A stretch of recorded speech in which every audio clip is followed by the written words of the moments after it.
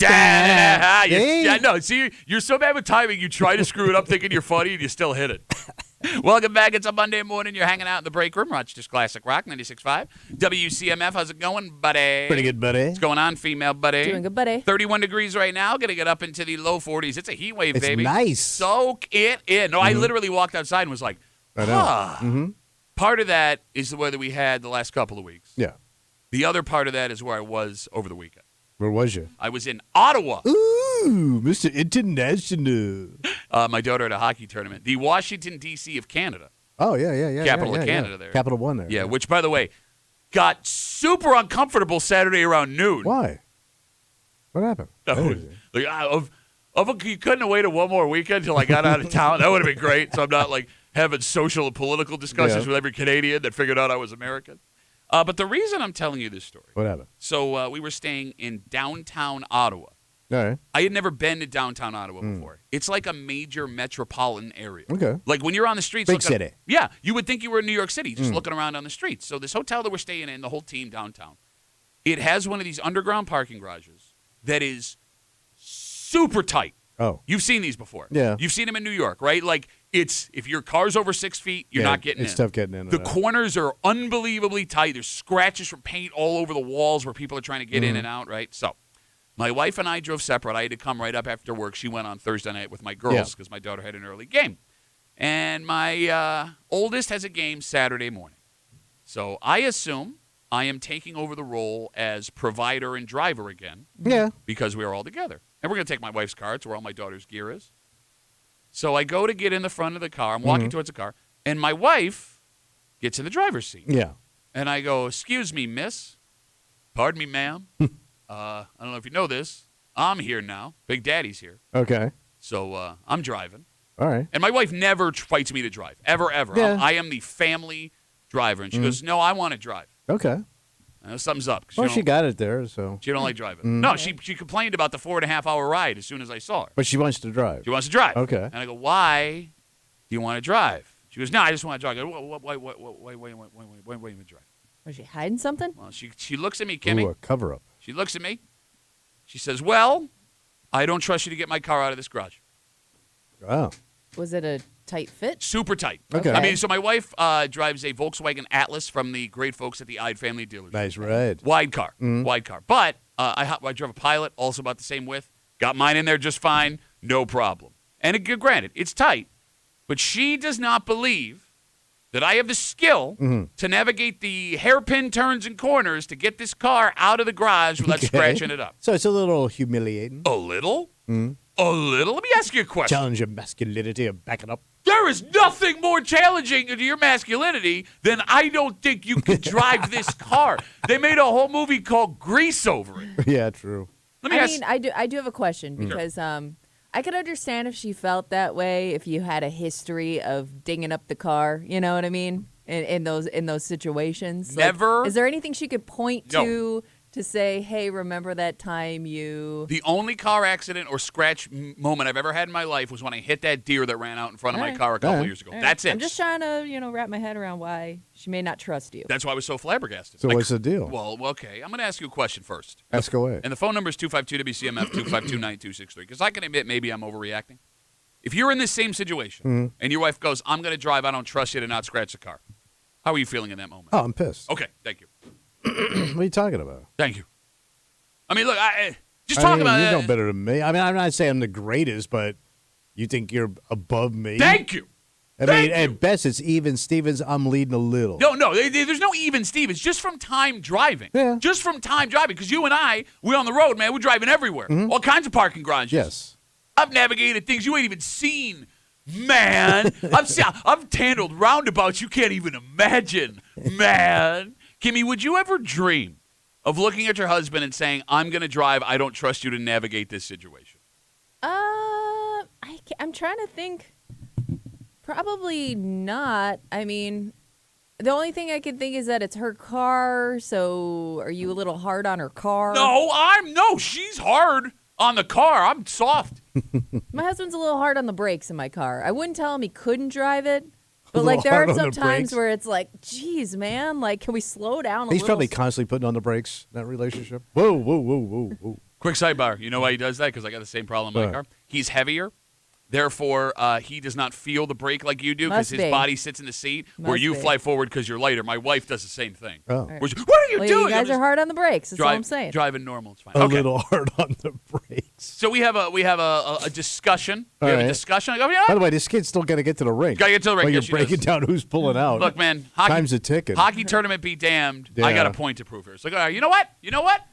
We have a competition. No, it's fine. I was gonna say if you did hop in that driver's seat, the pressure's on. Like you have 0% room for error. Oh, but it goes the other way too. Yeah. Because my rightful place Yeah, you're right. is in You're the front both seat of that now car. stuck. My throne has been usurped. Usurped. Did you give it up? I did. Oh. And here's why. Why? You think you're so? You think you're hot? Yeah. Think you got it?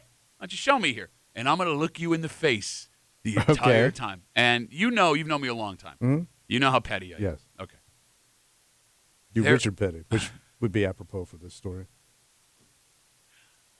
I understand that we share a bank account, so both of the money we spend comes out of the same account. Yeah. And that repairing a scratch on a car would be super expensive. A foreign fortune. car. A German foreign car. Made. Well, no, I think it was made in America, but developed in foreign. Mm-hmm. All I wanted more than anything in the world. Yeah. My wife to scratch that car. Yeah, and pull you're it out rooting alive. for a dinger. And I'm not saying it out loud, but I am sitting in that driver's seat and I'm thinking to myself, come on. You want to pull this move? Because if Yeah. you disrespect your husband, which, by the way, Bible says do not do. That is against the We're getting- Bible. we're getting biblical. I'm just saying, I got several scripture quotes Yeah. I could give you. I'm sitting in that passenger seat praying to the God of petty punks. Please let her scratch this car. So, She got it out, no problem. okay. all that arguing and stressing for nothing. No, but I would have done the same thing because I got my car out, no problem, because I know how I to. wouldn't have challenged my wife. You what? I would not have challenged Oh. my wife. You would have just sat down in the passenger seat. Oh, yeah. What a You would bitch. you would have sat down in the passenger seat, but secretly hoping there was a ding coming. But I wouldn't have challenged her. No. I wouldn't But you have would put have up. silently Let's wished see for what it. you got there, kid. No, but I was so taken aback, I had no choice but to argue. I didn't, in a million years, I would have never imagined my wife saying, hey, you know what? This parking garage too tight for you to navigate. I got this one. And why don't you sit back and watch me do it? How? And in front of my children. I know. In front of my children. How is Daddy supposed to be the big, strong man when he can't even get out of tight parking garage? Yeah, but what do you do? She got out. Yeah, and Yeah. I'm not happy Oh. about it. Yeah. I'm not happy. You lost. You're It- stuck. It is the thing. Like, there were like 3 or 4 other times she had to take the car out of the garage during the weekend. So every time I'm waiting, I'm hoping. Like, every time, like, even before we left, I did a walk around the car to see if there were any scratches. You know, Which is amazing because Inspection. all three of my wife and any woman I've ever been with, when we've taken a trip, they never want to touch the car. yes. Ever. Thank like you. they don't. If we're out of town, they're not familiar. They want nothing to do with the car. Amen. Which I'm surprised. Like your wife, held her ground. I've never seen this from her Yeah. before. I'm here to tell you where the road is out. 252 WCMF. I'm in Ottawa over the weekend with the family. We're in this tight underground parking garage. And I go to drive the car on Saturday to go to the rink. We had taken separate cars. My wife goes, I'm going to drive. Doesn't happen. Very strange. I'm trying to figure out why. Straight up tells me, I don't think you can get my car out of this garage, which was deeply offensive. And then when she started driving the car, I was praying, despite the fact that it would have cost us a fortune because we share a bank account, that she scratched the hell out of this thing. Carrie Ann writes, could it be she thought you'd get stressed trying to navigate, so she was saving your anxiety? I'm cool as a cucumber in that situation, man. I got this. Most of that stress comes from the fact I'm in the car with my wife. Great point. Because that just amps up the anxiety. Because when you start to pull out and your wife goes, Yeah. oh. Well, Like you I have don't to- need sound effects. I got it. Well, I guess you don't have to worry about that if she's driving. No, but I do have to work because now Well, I have true. the anxiety. No, I have the anxiety now. Like, let me have But I the- can't make them noises. Yeah. You know, well, she got pissed at me because, like, I was doing that on the way to the rink. Oh. Not the But I'm trying to, okay. Wait, what were you trying what? to do? Wait, finish that sentence. Mansplain it I to was, you, no, I baby. was pissed. So I felt, you know These what? French roads. You're going to tell me how you feel. They do. They got French names. You're going to tell me how you feel about my driving out of the garage. I'm going to tell you how I feel about your directions. How about that? Because she does this thing. My wife drives me nuts. She waits till the absolute last minute to get into a lane and move. And we're not familiar with where we are. Like, you're on Ridge Road, fine. You know how to navigate that thing. We're in a foreign country. Never been in downtown Ottawa before. You got to pull over last minute and hope a Canadian with a mullet's going to let you in. That ain't going to happen. You're going to miss that rue. That's right, man. Or from. Yeah, so. Sounds like you had a good time up there. Actually, here's the thing. Other than that moment, we had the time of our lives. But like, So then did she do most of the driving? No, after that moment, I drove for the rest of the weekend. I got the car in and out of the garage, no problem, which I managed. I made sure I pointed out every single time. That's a good thing to do, just to reiterate the argument. Oh, I'm sorry, Mr. Married how many times? Well, I learned. I learned to shut up. Okay, no, I will not shut up. I will not be silenced. I mean, in marriage, sometimes you got to eat a pound of dirt. What are you going to do? But why is it okay for her to Not eat dirt? openly disrespect me? Openly. Because they can. That's not an answer. Yes, it is. I can openly disrespect. No, I you don't can't. want to. I don't want to do that. Because I there's no can. consequence to her disrespecting me. There is a consequence for you disrespecting her. It's way different. She can make your life miserable. I could make her life miserable. No, you can't. I can walk around naked. Yeah, he can. No, He can put his ass on the couch. I'll start But asking. that's what it takes. It takes literally getting naked and rubbing your ass on furniture till they make a point. That's how weak we are. I'm not above that, man. I'm not any port in a storm. I'm not above it. I'm just saying. Or any ass on a couch. Yeah, there you go. I also found it funny too. My wife, living up here, playing hockey, all that stuff. I'm very familiar with how Canada works. My wife, every time we go to Canada, it's like she's at a carnival for the first time because, like, the American dollar, well, as of now, is super strong in Canada. Yeah. So it's like shopping at a 40% off store everywhere you go. Yeah. And they have all these unique, like, foods and stores that we don't have in America, where my wife is just wanting to, like, stop at everything and run around. Like, we went into a Canadian Tire. She'd never been into a Canadian Tire before yesterday. It's like, wow, it's like Walmart of Canada. And you told me that, and I've been into Canada a million times. I didn't know it was a wall. I didn't thought know it was that's what just it a was. tire store because I never needed a tire when I was up there. No. I just thought it was a big ass tire store. Got everything, man. Damn. You can get hockey sticks and tires. So it's a Walmart. Yeah, it's like a Walmart without food. Warehouse. Yeah, All right. but it's got everything. I Oh. love Canadian Tire. Well, loved. I don't know as an Yeah. American if I'm allowed to anymore. I'm still waiting to get, what I'm saying here. We have a dynamite. Your wife disrespects you. You just got to take it. Kind of break them for you this morning here on CMF, just after 7 o'clock.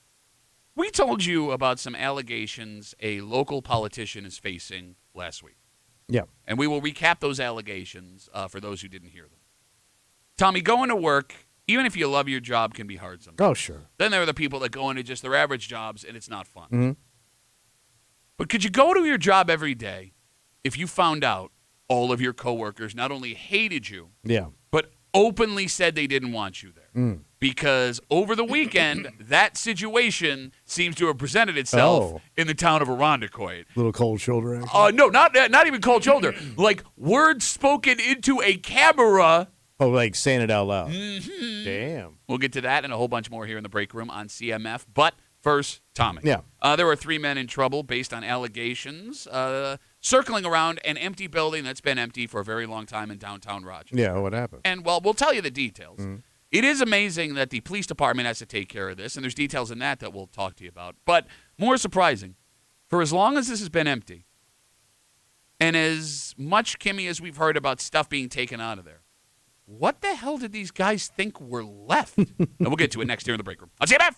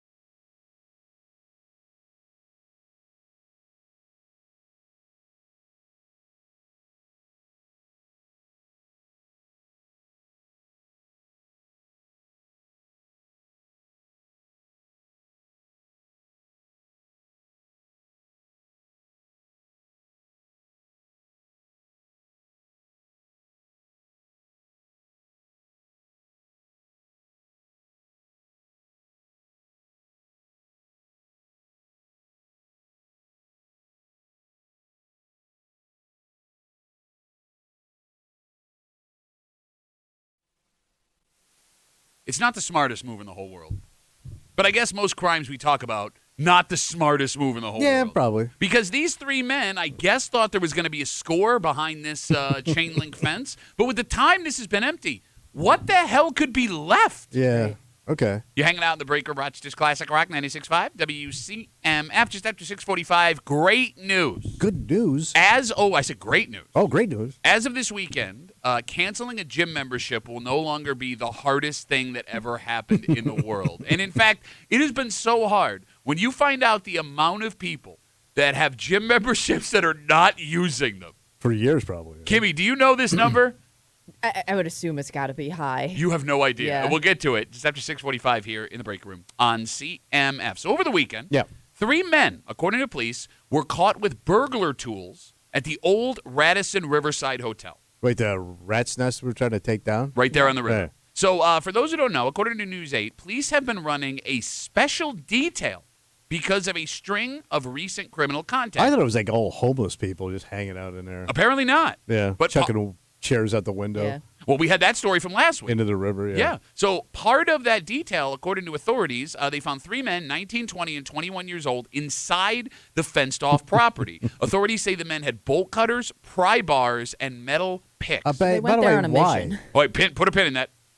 They say the men took off running when they were caught through a freshly cut hole in the fence after a chase. 3 men were arrested. All have court dates coming up. You were asking? Why do you need that to get into? The place looks almost like you could walk through Yeah. the busted windows. So it looks like there's a metal fence around it. Okay. So all they're right. that's- trying to keep people out. All right. But other than the bolt cutters, the other 2 things they had there, what is left to steal in that hotel? Yeah, because I thought most people that were going into it at this point were like either just seeking shelter or like Yeah. they're like the urban explorers, like they just want to go to see what's inside. Like to your point, I don't know what benefit there is Like, what to value? anybody. Yeah. Because like we know there have been burglaries already, which means valuable stuff So has they been probably taken out have of it. gutted that thing with like copper wire Yeah. or something. Yeah. I mean, unless there's so much copper wire, Ooh, like look, a dimmer switch. Wait, I got the size from the Hiccups Comedy Club. I mean, what are we missing? Yeah, what could be? The remains of Tommy Mulet's act on that stage. No, I mean, like, what are we missing? 252 WCMF. What of value is still inside that hotel that has been abandoned now for what, 5 years? At least. And even if it was, even if there was something of value, I'd assume at this point it's all kind of been destroyed, right? Right. I mean, I don't even know what would still be intact. I mean, how many? It would have to be like copper, so that it wouldn't rot. Well, no, because again, I would have thought that all the copper was gone. It's gotta be. How many rooms do you think are in that hotel? 200, 300, 300? At least 100, 150. Oh, it's way more than 100. I mean, it's a big It's a place. huge hotel. Yeah. Huge hotel. I lived in it for 2 weeks. And that was like 3 weeks ago. That was nice. So, like, could they have been, like, trying to rip out sinks and toilets? I guess, but they're like ancient. I mean, they're. What would you Yeah. do with them? Is there a Yeah. black market for sinks and toilets? But those toilets are probably 30 years old. And What do you think you would get for it? I'm asking. I don't know. By the I'm- way, you have to carry it yeah. out Yeah. over the fence into your truck. Again, hoping nobody's destroyed Yeah. it already, because there have been people in and out of that place for years now. You, And I he's can't. setting fires in there. Yeah. I mean, I don't know like what's in good condition. I Nothing. can't imagine though that they smashed every toilet and every sink and every room. But I'm trying to think, Throwing like, chairs out the window. Yeah. what could you get for flipping a 30-year-old toilet? I don't know. Kimmy, will you Google the? I guess you What? couldn't Google this. Like, I mean, can I? You can probably buy a used toilet and a used sink, right? They have those. But new toilets are like Yeah. $250. Oh, and Like, so what this are you would gonna cost. get? This would cost $100. I bet. Wipe it down. Who's buying a used crapper? Okay, bro. Look at me. There's a market for everything. We I have, know, I We have know. been in some bad ways. You Oh, bought a yeah. used mattress, didn't you? Yeah, I did. Okay. I bought a that's- used mattress, used TV. When You I can first buy got a here. used toilet. They have them on Facebook Marketplace. How much used? Let's see. They're all stained up. Hold on. Kimmy's on it. All right. Okay, here's- so they range from like $40 to this one's $425, but it's got the bidet. yeah. Oh, I don't want someone else's bidet. I'm getting splashback. Yeah, From his brown Yeah, eye. I I mean, know. Brown Eye Splashback, one of my least favorite Ribs Arkansas songs. So there's one that looks like it's still in the box that somebody must have just never used. That Okay. one's $150. All right, so here's the thing. All right. You talk about Facebook Marketplace. If someone had a store of used toilets, Yes. right, where you Yeah. could walk in and I can't afford a new toilet, I could do that. Wipe it down when I get home. If I had to go to someone's house and look the man in the face who used that toilet, I don't think I could use that toilet. Yeah. Which is weird because you would use that toilet if you went over to his house to like watch a show. Hey, you put your bare ass where his was. But I don't. Is that weird that I wouldn't? But you don't think about it at the time. Because I never really take dumps in other people's houses. Unless I really yeah, have I to. mean, I don't like to, but I've had to. I have to, but it's been a long time. Okay. Really? Yeah. I would think as you get older, your rectum would be. Bro, you are correct. Okay. It's every time I get up, it's a crapshoot. A literal crapshoot. I mean, I guess you could buy the toilet and just buy a new seat for it, right? Would that? But that ruins the cost. Well, no. What's a seat cost? $10? It's not. No, seats are expensive. Toilet seats, bro. No. I mean, a decent there's a toilet seat will range. probably cost you $35, $40. Did you hear what you just said? A That good was one. the oldest man said this. A decent toilet seat will run you $35, $40. And if it has like a damper, like you don't slam the lid, it just goes down. Don't even get me started with those. You're looking at $100 minimum. No, but even if I buy a new toilet seat, like I mean, that Right, it dude's defeats urine the is purpose. but Yeah. but the urine's been all over the thing. And by the way, those are also hotel toilets. Yeah, Which I think are different than the ones in your house, the way they hook up. they won't hook up the same way. I don't think so. I don't think they have the same like tanks and stuff. Okay, so then what are they stealing out of the hotel? What was their plan to get in there and take? Maybe faucets. I don't know. Okay. Did they just want to see what was inside? 'Cause, Maybe I mean, they're they're just kids. Some of them. Soap holders. Well, and that's just it. Yeah. 252 WCMF 252-9263. Again, we're talking about this story happened over the weekend at the old Radisson Riverside, the hotel that's been shuttered, Clarion, whatever the hell you called it. 3 guys, 19, 20, and 21, were arrested after police said they found them inside the fence of the property with, as they put it, burglary tools. They took off outside of a freshly cut hole in the fence. Police ended up catching them after a chase. They are all facing charges. They got a court date coming up. I mean, it's also possible because, we know that place has been closed forever and ever and ever. Maybe these kids are so young they don't know how long Well, I'll it's give been. you that. Something Not everybody- new. Yeah, Right? people don't watch the news. Yeah. Can I ask another question that I don't quite Shoot understand? away. Okay. So it says in the story that the police have been paying special attention to this hotel because of the string of crimes recently. Again, we had a story we told you last week where there were broken windows and chairs found in the river next to the hotel, the assumption being someone's throwing chairs out of the window up there. Why are the police responsible for keeping an eye on the hotel? I guess at this point, it could just be dangerous to people around the hotel. You know what I mean? I mean, the first people Like you're if going to call if there's- there's a problem. If there's chairs flying from 5 stories up. I guess what I'm getting at is we now know, after a long time of the hotel being shuttered, there are plans to redevelop the property into a new hotel, luxury apartments, Oh, it's going and to be beautiful. street retail. And look, it is attached to the convention center, so it's valuable property, right? Yeah. But let's get on it kind of thing. If it's owned by someone privately, Kimmy, who plans on doing this, why is that person not responsible for hiring security 24/7 to keep an eye on the Good place? point. That's a Unless good that's point. already happening and they called the Could police, be. right? Is Yeah, there like how security much at can that they hotel? do? Well, the security can only do so much. I mean, after that, the security is going to call the cops. I 'cause understand. They can't carry guns and shoot people. But here's the thing. It doesn't say in the story, and now again, maybe this did happen, All right. but it doesn't say in the story security alerted Oh. the police. It said the police have been paying special attention to the hotel. Is there a 24-hour security force Like a guy that's just sitting there. or two walking around? Because like over here, Doesn't sound like it. the courthouse, federal courthouse, even in the middle of the night, they have a security guard Oh, walking yeah. around in circles when I come into work, making sure the place is fine. Why would that not? Is that happening? Maybe you're not obligated. How could you not be? Well, what are you going to do? Hire a security No, guard. but let's say the guy doesn't want to. He doesn't want to spend the money because why am I protecting this piece of crap? I don't care. Well, because stuff like this happens and someone could die and it becomes a legitimate problem for every other building attached if it They catches don't on seem fire. to care. I don't get it. I don't understand how you can just buy a building and let it go. If my lawn doesn't get mowed for a I know. week, I get a letter from the town, but this keeps happening. Well, they might have put up that fence and said, well, Oh, that'll yeah. do it. Yeah. That should keep them out. Can't hop a fence or cut a fence. We got Facebook messages coming in. You can always get us at WCMF or the Break Room Facebook page. This comes in from Dan. Dan says, that's a huge hotel. There's no way all the copper wire has been pulled out of it yet. Oh, all right. So all you copper wire enthusiasts. Don't get your wire. No, I'm kidding. Don't do that. Very illegal. If it's copper wire theft, Yeah. right now I'm going to admit Yeah. I am naive to the world, ignorant of copper wire theft. I always thought of older people doing that, not a 19, 20, and a 21. Yeah. Well, if there's money to be made, I mean, anybody could get in on a game. guess. But who teaches you how to do that? Because you can't. I mean, I don't even know where to find the Yeah, copper no. wire. YouTube. Where's the copper wire? Like if you walk in, let me ask you a question. Yeah. You walk into a building Mhm. and they go find the copper wire. Yeah. Where are you going? To the front desk and ask them. Hello, information. Where do you keep your copper wire? I don't know where the copper wire is in my house.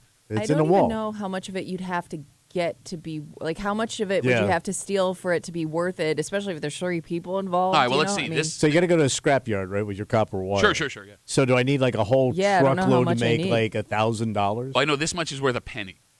Oh, okay. About a penny All right. size of copper. Yeah, I don't think it works. That I know. way. Well, how else would it work? I don't even think stupid? a penny's a penny anymore. I don't even think. You mean it's copper? That's what you meant to say? Yeah, whatever. I don't even think a penny's a penny. No, I don't anymore. think a penny's worth a penny. He talks for a living. I thought pennies were worth more than a penny, and that's why they wanted people to stop making pennies. well, didn't they start making them with less copper or something? Yeah, maybe they make it with tin. Pennies. Tin penny. All right. Matthew's going to help us out All here. right. The copper wire is attached to the plugs. You pull the plugs out and pull the wire. Plug That of what? It's got to be gone What at this plug? point. no, like the electricity. Oh, That actually makes a lot of the sense. wire, I feel really stupid copper now. wire. I really wish I hadn't said out loud. Well, I thought like the plumbing too was copper, like all the tubes that go to the sink. That's all copper. I thought that was plastic. I thought it was copper. Copper plastic? Or was it lead? Dun, dun, dun. That hotel, maybe. Yeah, maybe. All right, so I guess the moral of the story is stop breaking into the hotel, There's nothing there. and Relax. somebody's going to get hurt. Yes. Dear God. You're gonna cut your hand. All right, so the state of New York made moves for us over the weekend, and this is What'd they actually do? it's huge. It's going to save people literal thousands of dollars. Great. Because there are people that either have been spending thousands of dollars with no way to get out from under with the commitment they made, or have been spending thousands of dollars without even realizing it on a monthly basis. Jesus. But here's the thing, man. Yeah. You would have thought, as hard as it was to get out of this, we'd be in all of us would be in way better shape. And we'll get into it next here in the break room on CMF.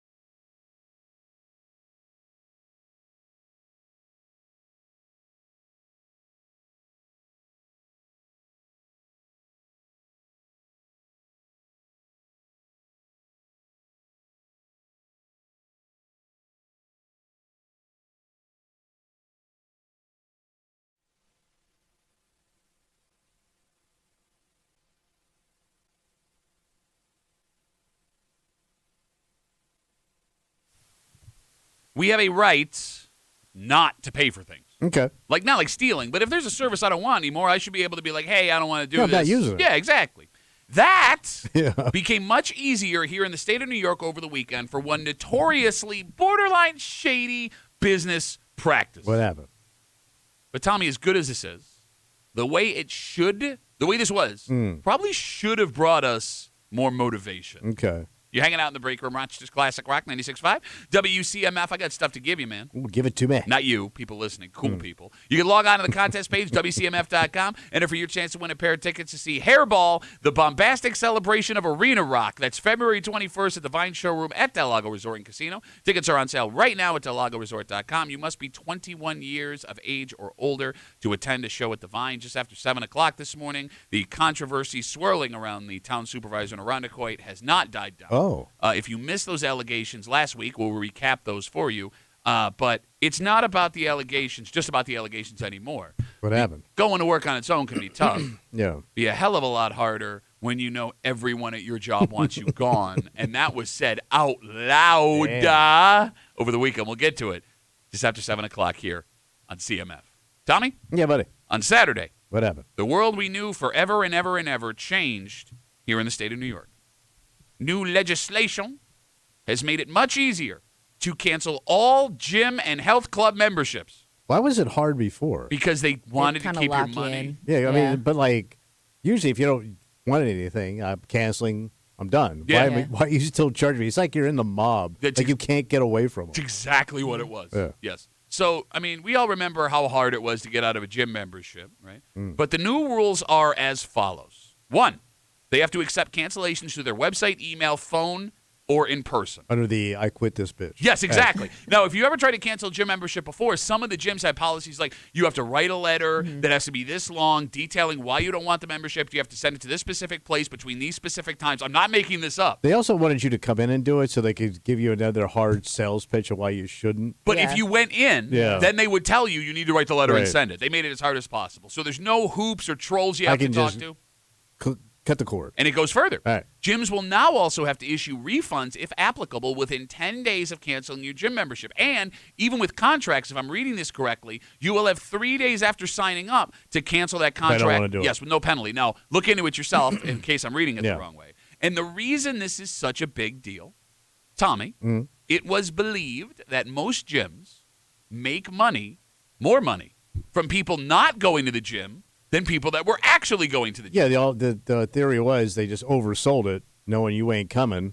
And so, yeah, a tenth of those people actually show up and use the crap every day. Are you ready for the most shocking statistic of the week? Yes. You ready? A recent study shows Yeah. that almost 7 in 10 people with gym memberships do not use them. I So think 70%. 70% of people with gym memberships Don't go at all. Not even sparingly. Yeah. Do not step foot in the gym. So then you had to think of that 30% that are going to the gym probably aren't doing it on a regular basis. Yes. Like that gym rat percentage is going to be so low. That cat that's there every day. Yeah, you're right. I wonder if it's because like there are a lot of gyms that they're the affordable option, so it's like $10 to $20 a month for the gym, and I wonder if people who have those memberships just think even though they're not using it right now, well, I'll keep it because what if I want to go? Okay. You know what I mean? Like they think towards the future, like, well, maybe I'll use it eventually, or I'll use it next month, and then it just keeps rolling over Yeah, and it's gotta rolling be. over. But you just like to have the access to it if you want It's it. a great question. So 70% of us sign up and just get Yeah. fatter. Never go. Yeah. Never go to Yeah. the gym. All right, so can I ask a question? And I ask sincerely, as someone who in the past has signed up for a gym membership, did not go and could not get Yeah. out of it. 252-WCMF, 252-9263. If we could never get out of our gym memberships, why did we still not go to the gym? Because it sucks. Okay, I get that it sucks. Because Yeah. even paying that monthly fee didn't motivate you enough to Right. go. But I how mean, are we that lazy? Yeah. Like, I I don't mean, know. in all seriousness, because I've been there, man. I've been there. Yeah. You're paying money for For some weights. Yes. And treadmills you're not going to use. And you can't get out of it. And, like, sure, you were upset you couldn't cancel it. But if we were being forced to pay it anyways, we all should have been Yeah. going to the gym more. Yes. And let's keep in mind, Kimmy, you brought up those $10, $20 a month gyms. Yeah. That's only within the last 20 years those existed. Tommy, you remember, for a long time, gym memberships cost a fortune. Yeah. It wasn't until Planet Fitness changed the game with that $10 a month. That was like revolutionary. It was a $50, $60, $70, $80 a month commitment that you could not get out of.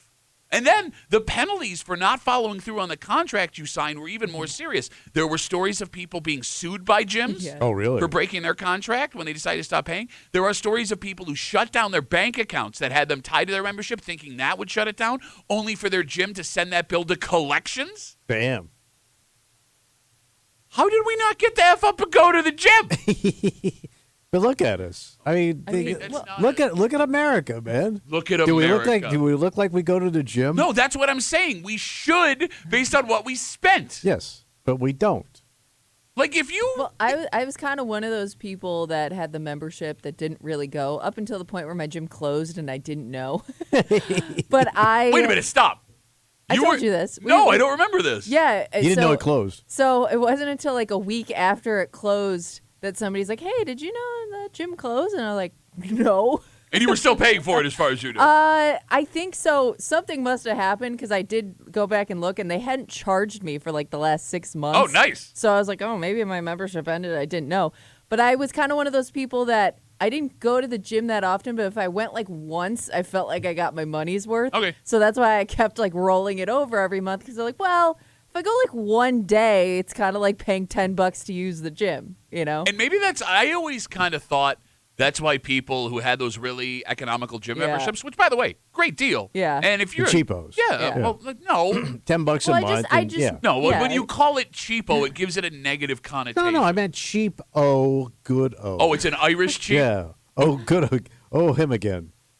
No, I like if I went a few times, I felt like, well, what's $10, you know? And that's just it. Like I always assumed those gym memberships were so cheap. That's what kept people from like actually going to the gym every day. Because you went once, I got my money's worth. I don't have to go tomorrow. Yeah. But this kind of makes sense with the other report you did about how people with their New Year's resolutions peter out in under 30 days. No, it was under 2 weeks. It's the second Friday of the new year is We've already Quitter's tapped Day. out. Yeah. So like we're really good at signing up and quitting. But I always thought cash was a motivating factor. It should be. For example, again, we're talking about over the weekend, New York State passed legislation that has made it much easier to cancel all gym and health club memberships. They have to allow you to cancel through their website, email, phone, or in person. Also, you don't have to jump through hoops to do it anymore. And if applicable, the gym will have to refund you within 10 days of canceling your gym membership. You know, they always say if you want to do something that is hard, spend money up front on something you see every day. To motivate. Yes, exactly. Okay. Like if you want to learn a new language, well, go spend money on one of those apps that's on the front of your phone so you're faced with it every day like, I have spent money on this. Maybe the key, because you can't see the gym, is to go buy like a pair of sneakers that were expensive. That way you're motivated to use them. Right. I don't know. I know people that or a mirror when where they you see your fat ass every morning when you're getting dressed. You have a Look mirror. At your dimply fat ass. He hasn't changed ugly. I'm looking at you right now. He's still ugly.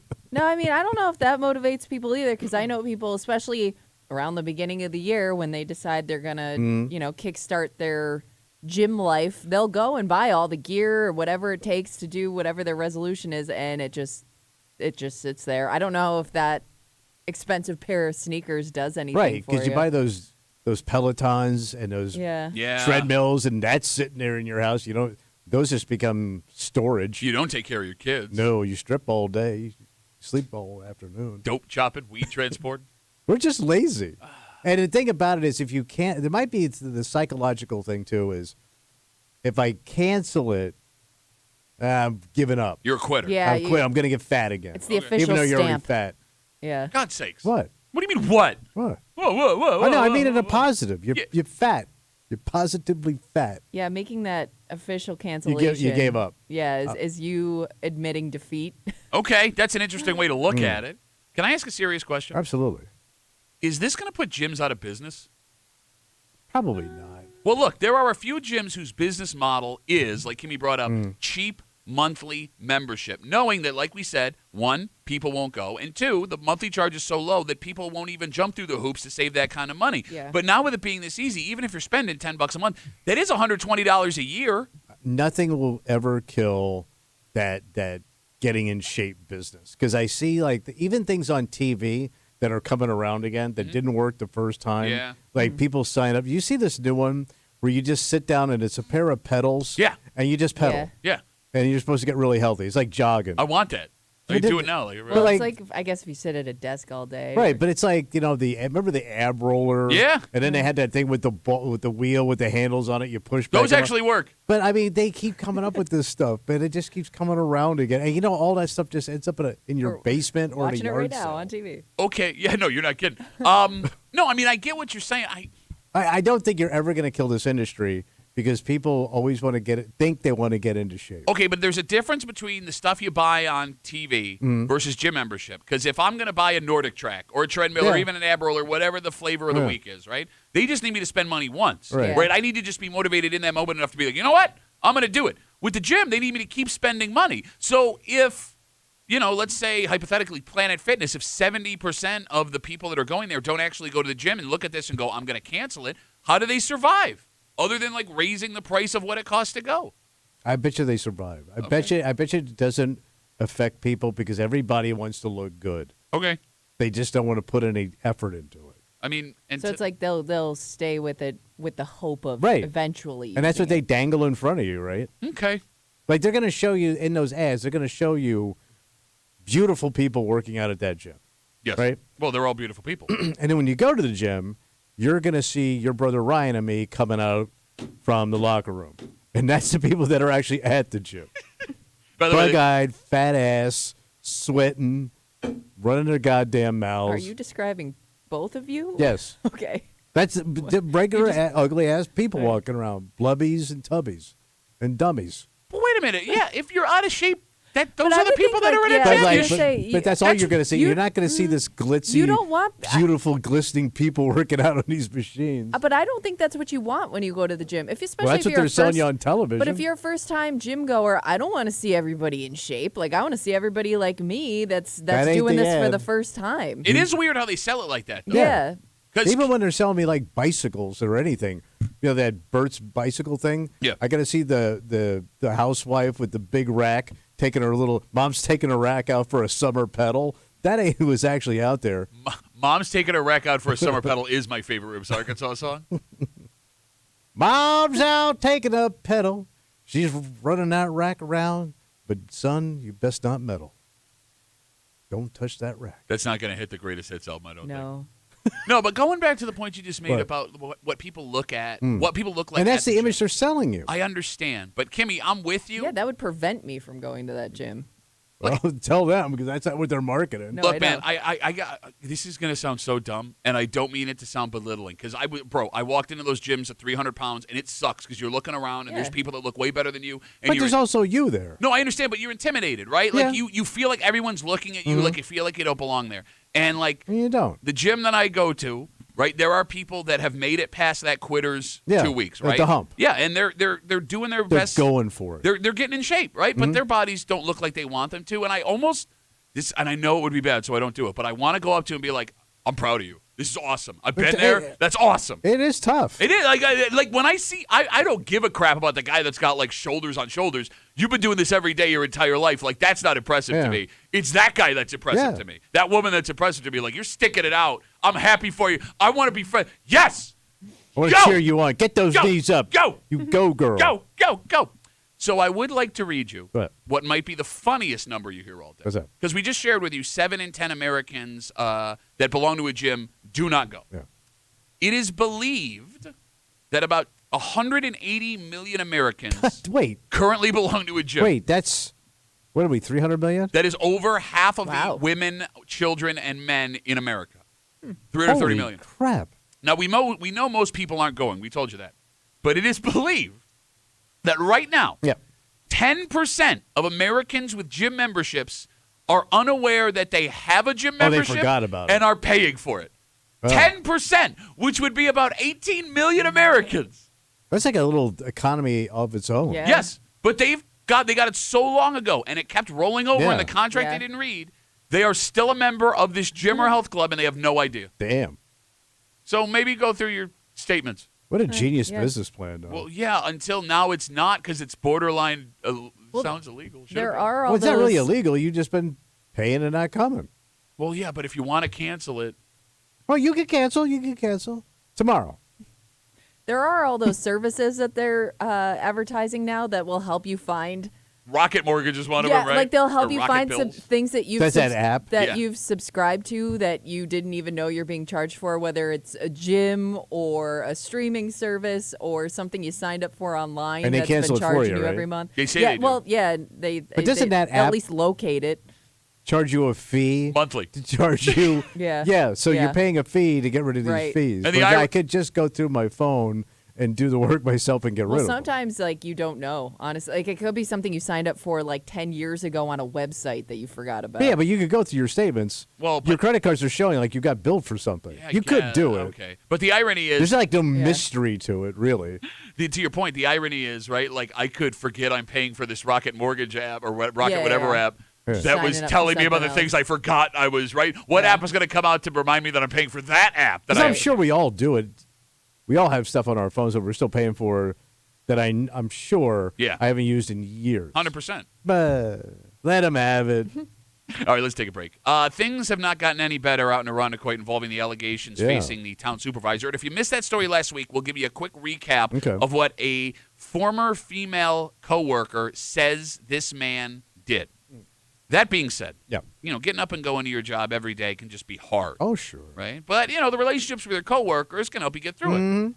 It would be impossible, it seems, Tommy, Yeah. to go to a job where people openly told you we don't want you here. Yeah. But that, it seems, we're looking at the quote. Yeah. That is exactly what happened in the town of Arundecoit Damn. for this man. And we'll get into the story next here in the break room. On CMF.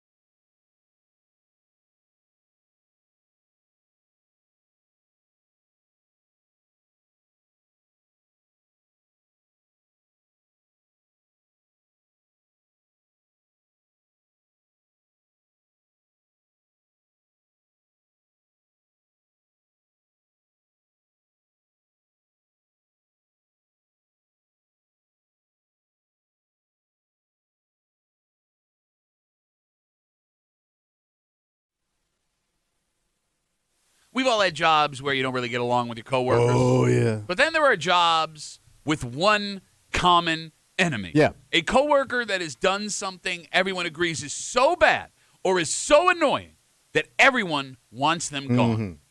Getting the motivation to get up and go to work, just period, can be hard. Yeah.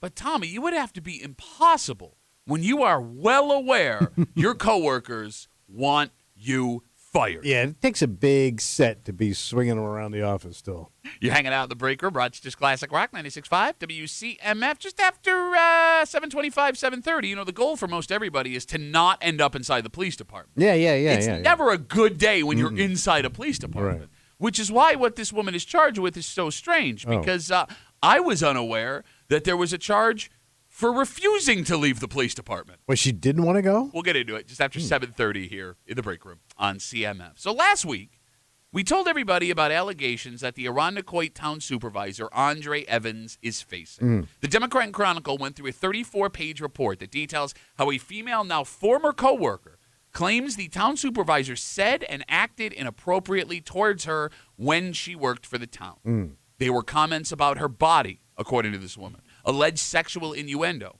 There was one alleged comment at the Irondequoit 4th of July festival that involved a hot dog, according to 13 Women. Not good, Tommy. Not good. Leave the hot dogs out of this. But as we told you on Wednesday when we first recapped Yeah, this story, absolutely. there's a problem. What happened? Because Evans, the town supervisor, is an elected official, Yeah. he can't be fired. He ain't budging. The town board can't remove him. Citizens cannot vote to remove him until the next election. There is a panel of judges that can look over the case and make a move if they think it's severe, but it takes the DA to get involved in investigation, and that can take years. Yeah. So, in claiming he did nothing wrong, Evans continues to hold the town supervisor position, and not only that, he has said multiple times in the last week he intends on running for re-election. Okay. So now that you're all caught up, over the weekend, the deputy supervisor in Irondequoit sat down and did an interview with 13 Women. And he says What? the supervisor needs to resign. Okay. I'm going to read you a quote. All right. You ready? Quote, I do think employee morale is highly affected. Town government is not really functioning effectively due to the circumstances everyone is in. And we don't really see a path forward without Supervisor Evans' resignation. And this is the guy under him, right? Second in command, I would assume, So deputy like vice supervisor. president almost. I mean, in the chain of command. I don't really know. All right. If the supervisor cannot fulfill his duties, the deputy supervisor will step in. Well, I don't know how it works. Let's yeah. assume. All right. So basically, he's saying nobody wants this cat around. And here's things are getting worse. Yes, and I mean, this guy speaks as if he's speaking for everyone else, that no one really wants him there. And that's uncomfortable. Oh, yeah. And you understand why with the allegations and all. But I have a question. Yep. And the phone number is 252-WCMF, 252-9263. We love to hear your voices. Could you go to work knowing all your coworkers wanted you fired? Like everybody in the building hates your guts. Because that's kind of the impression this man gives. Now, granted, he's only one man, but you look at the allegations, you look at what some things were said in the report when they talked to other coworkers, you hear this guy talk. Nobody wants you there. Everybody hates you. Get out. You got to go to work every day. Could you do it? Yes, you could. Of course you could. I don't think you understand how hard. Like, why do you? like fully knowing that's how people feel about you. Like you're not oblivious to it. So when the old show I was on, we were in another building owned by another company. And then the place we sit now, this company bought that show. Basically, we moved over. And we didn't want to come. I see. And we said some horrible stuff about the people in this building on air. Like with their names. Smart move. Not like now, huh? Brilliant.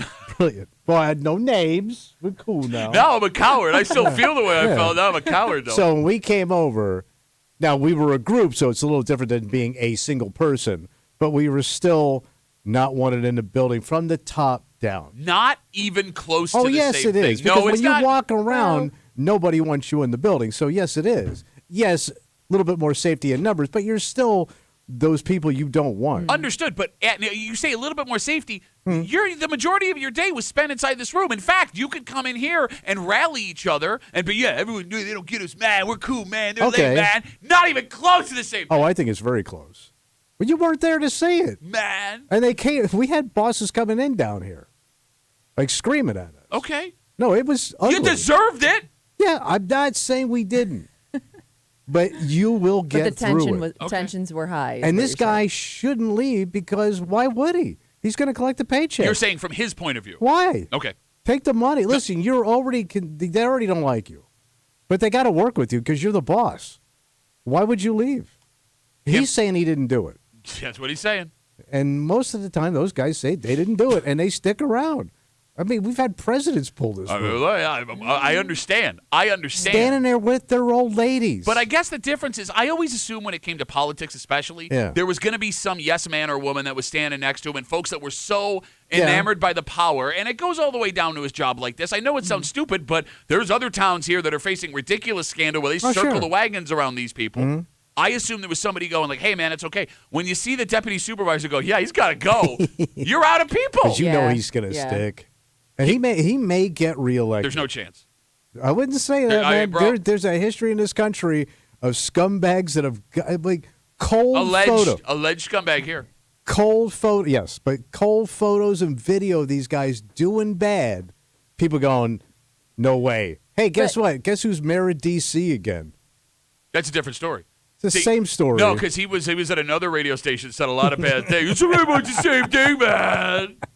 I guess to your point earlier, the difference would be how many people are still left in his corner. Because you're right. If you have like a loyal following, maybe it doesn't affect you. But if everybody at this point's kind of like, you know what, I don't really want to be associated with that, that's going to be the difference maker. So let's say, Kimmy, you jump on Mike later this week and you say something so terrible, hurtful to Tommy and I that even people around here go, why would you do that? And all of a sudden you feel the vibe start to turn in the building and nobody wants you here anymore. Could you keep coming into work? Like, do I feel sorry about it? No, could you keep coming and doing your job? Okay. Everybody hates you. Everybody hates you. Ugh, Kimmy sucks. She's ugly, like if not talented, smells kind of weird. If I came in still thinking I didn't do anything wrong, I probably could. Really? Yeah, because I'm not oblivious to it. I feel like I'm in the right, so I'm the one that should be here. You're the ones that should be avoiding me, kind of thing. Okay. Whereas if I genuinely felt like I did something wrong or I'm sorry about it, that's when I would have a tougher time coming in. You know what I mean? And I don't think a lot of people in these positions feel like they did anything wrong. 252 WCMF. Again, we're talking about an interview done by the deputy town supervisor of Arundecoit over the weekend. The town supervisor is facing allegations of inappropriate comments, making inappropriate comments towards a former female coworker that went on for a long time. There was an investigation done by an independent law firm. This town supervisor or deputy town supervisor, and I'm paraphrasing, says things are not good here. Yeah. Work is not getting done like it should. Morale is low. This man needs to resign. They can't fire him. He would have to walk away for him to lose his job. Yeah. I think you guys are severely underestimating the role relationships play in you going to work. Because the worst job in the world can be made tolerable by people you like to hang out with, and the best job in the world can be made miserable by folks you hate to be around. I agree. Just ask Stefan Diggs. Ooh. I'm just saying. Yeah. I'm just saying. Like, I mean, there are people who will take less money to get away from toxic situations because they can't handle it anymore. Yeah.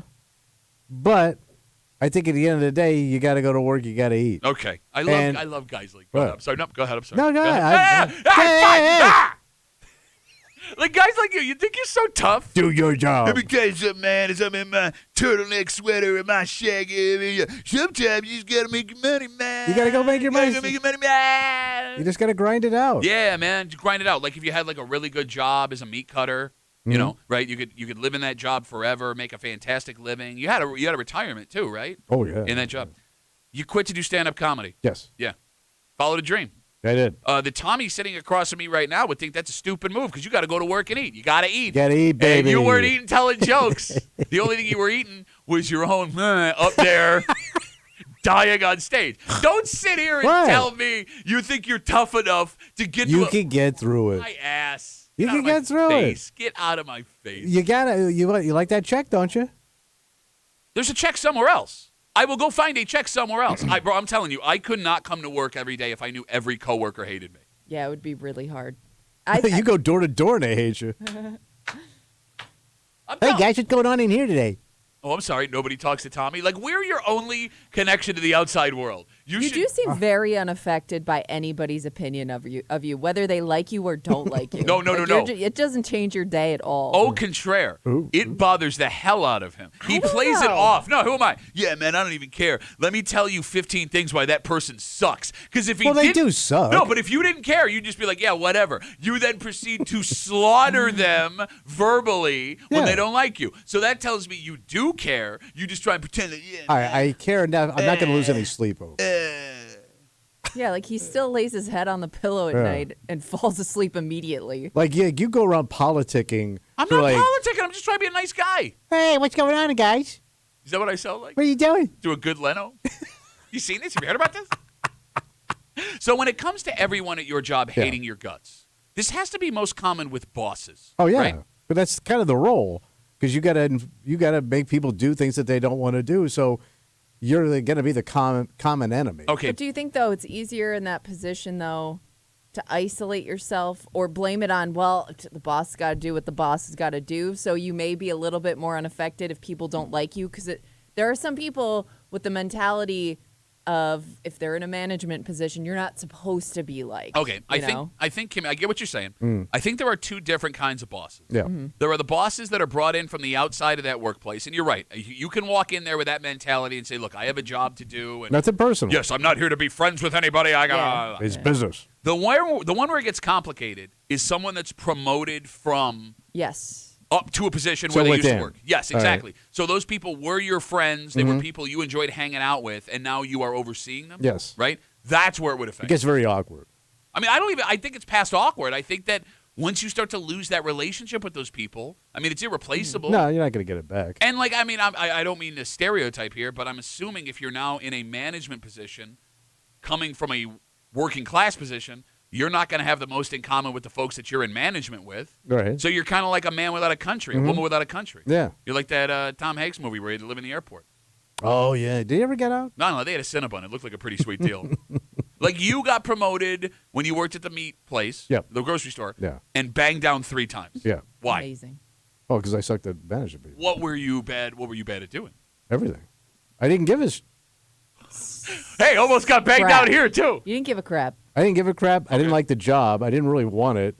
So... Well, did you also still want to be friends with everybody? And was that part of the problem? I was friends with everybody. Yeah, you didn't want to boss anybody around because you felt like you were still one of the guys. I always figured, like, it kind of runs itself. It doesn't, and it tanks. It's so weird that you didn't want to boss anybody around because, Kimmy, I just heard. What'd you hear? Smart guy dressed really well this morning. You know, man, I don't even care what other people think about me. I don't even care. If you didn't care, you'd have been a good boss. Yeah, but I was like Charlie, Chucklebutt. I was openly stealing from the department I was running. Well, isn't that most bosses? And those clubs at Albany, what a bunch of clubs. And I was getting drunk on Sundays. Did you take it? At work. Which is also in violation of the blue laws. That's true, especially down south. When they took that position away from you, were you offended at all? No. I loved it. I hated it. I remember I had this one supervisor. He had the perfect name for a redneck supervisor. Clint Bates. That's a great name. Yeah. He in his office he had an ashtray with a 6-shooter on it. Okay. That was his lighter, and he would sit there and light a cigarette with his 6-shooter. And Tommy, and he was also kind of a cheesehead. You know what I mean? He was also not. He was kind of a soft boss. Okay. So soft boss over me was also bad because he had to fire me bust me down many times. So having that guy bust me down was kind of a gentle way of getting it, because he'd always make you feel good. Oh, well, that's He'd always go, Tommy, I hope the next guy goes in there, falls right on his face. I was for you. I was for you. By the way, when you walked out of that room, he was mother effing you behind your back. Okay. But I was dumb enough to go, wow, man, he's on my team. He's Team Tommy. Yeah, it was great. We got Facebook messages coming in. Again, we're talking about the Quaint town supervisor with the controversy he's facing after an investigation. Details alleged allegations that he made towards a former female coworker involving her body, sexual innuendo. One comment about a hot dog at the 4th of July festival. The deputy supervisor at Quaint does an interview with 13 Wham over the weekend and saying, and I'm paraphrasing, the town government is not working the way it should. Morale is low. he needs to resign. He needs to get out. They cannot fire him. So the only thing he can do is either resign or go through a month's, potentially years-long investigation from the state, which by the time that would happen, He's done. Exactly. He's going to write out his term. But we're talking about going to work knowing everybody hates you. Ryan writes us on Facebook, tell Duffy every workplace has that old guy that everyone hates for being miserable and lazy, and they never get fired. They stay there forever. It's hard to get coworkers fired if they don't do anything wrong. You can't get their asses out. What? I didn't say. That was Ryan. I did not make that comment. Lazy ass bitch. Do you think that, before we move on, Yeah. if every low-level employee banded together to try and get rid of one coworker everybody hated, like not a boss. We're talking Just a about coworker. just a coworker. Yeah. do you think that would work to get them fired? It's a heavy lift, though. Yeah. To get everybody on board to get rid of one guy. We all have someone in our heads that we've worked with that everybody Yeah, but hated. with that person would still have to do something wrong, right? I mean, that we're a they right to work state. Yeah, but like if we just say simply we don't like this person, is that enough to push them out? Because you can't go to your boss Yeah. and say, we want this guy fired, because he's immediately going to push back, because now Well, you're telling the boss how to do his job. Or you need a reason. Well, it could be one of those things like, look, you're not around us all the time. I understand. We're just trying to give you a heads up. Like, this guy sucks. Everybody hates this guy. Yeah. Nobody can do their job the right way while this guy's around. I mean, it could work, but man, that's a lot of work to get rid of one turd. You never work with a guy that you despise so much sure. that you wouldn't take that swing? Uh, All right, so, Kimmy, the meeting will be at 10 o'clock today. Then. Everyone else will meet us up there. All right, let's take a break. You shouldn't want to be inside a police department. No. Nothing good comes when you're inside a police I want to get out. department. You got it. So getting out would be good. Yeah. But today we're going to learn that there is actually a charge you're facing when you won't leave a police department. Why don't you want to go? You like the coffee that much? We're gonna try and figure it out. We'll do it next here at the break room. I'll see you back.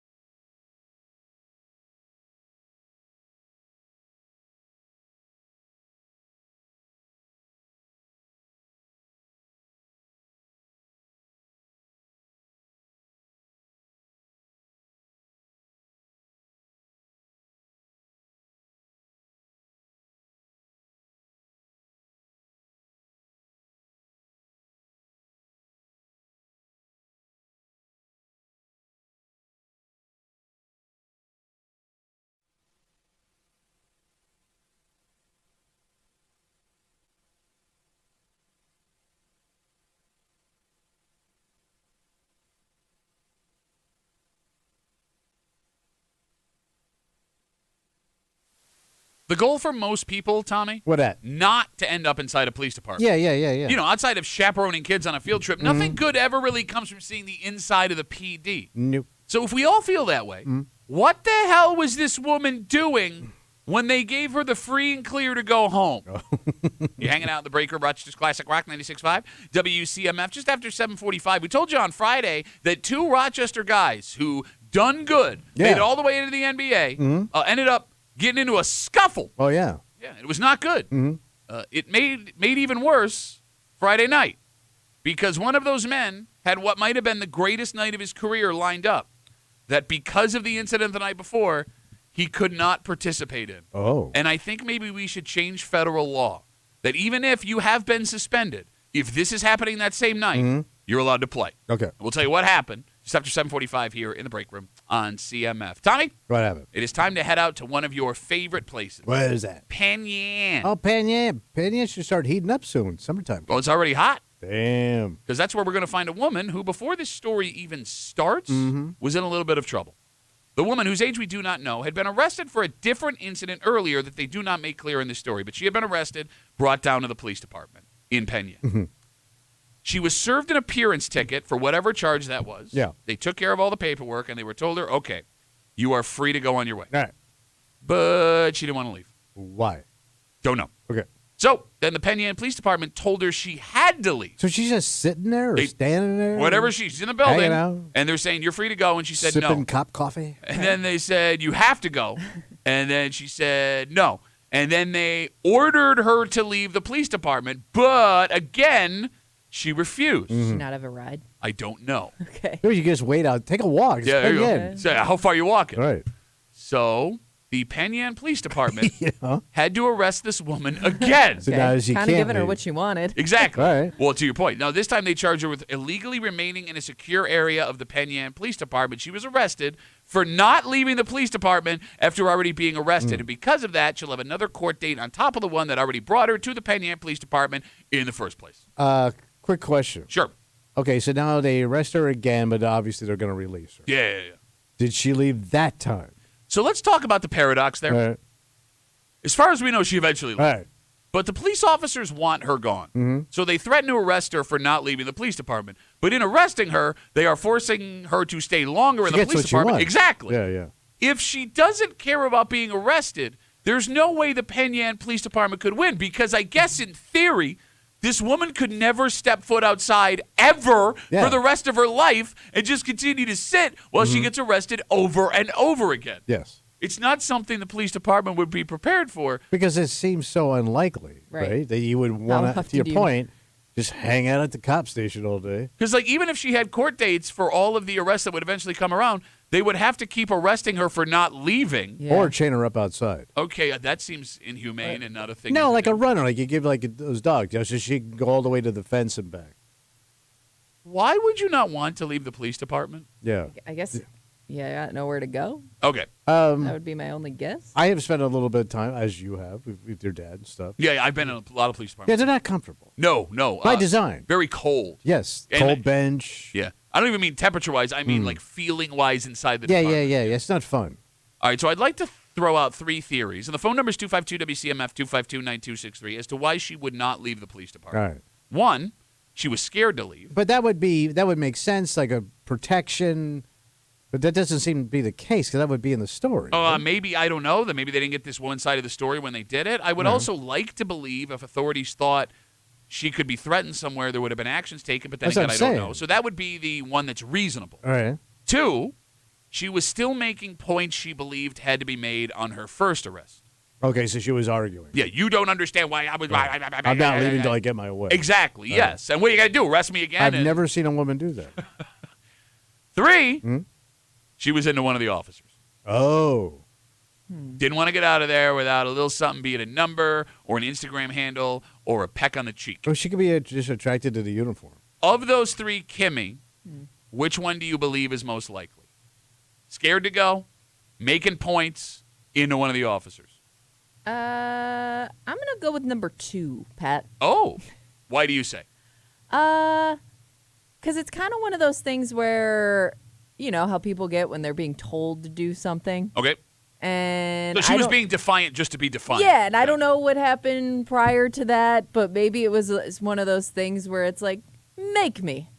And Okay. then they did. Okay. You know what I mean? Because, she did leave, it seems, after that incident, so she didn't hang around for a second time and get arrested again for not leaving. Yeah, because if it was the third thing, let's say she was into one of the offices. Yeah. Well, you could kind of use him to coax her outside. Well, You know what I'm like saying? a pork bait? chop? A little bit, yeah. Well, if you Yeah, but then listen, he you just- eventually has to go inside. Yeah, but when you get her out, you lock the door. Come on out. No, because then you're like, I can't come in now. you leave. How bad would that look for a police department in the video? Come on outside and I'll give you a little something. You run back inside the department? But he could talk to her. He could explain things. You know what I mean? I'm thinking it's probably the second one. That she Yeah. still was trying to make a point. I'm Or, thinking. let's say she didn't have any way to get to where she wanted to go, so Okay. she had to wait, and they were like, you can't stay here. But you again, gotta it's go. Penn Yan. It's a very small town. Well, she Unless may- you Well, live but she could live way outside. Wherever she was going could She have been lived at the county outside. line? Well, here's the thing. Of Just the because town. Yeah, just because she was arrested in Penn Yan doesn't mean she's Yeah. from Penn Yan. But then again, most police departments, at least everyone I've been in, does have a waiting area outside of the secure area Yeah. where Unless- you can. yeah. You know what I mean? Mm-hmm. I'm not know. intimately familiar with the Penn Yan Police Department, so I can't entirely be sure. It must have been really frustrating for the cops having to deal with that, because that's not something you would think is Yeah. coming your way today.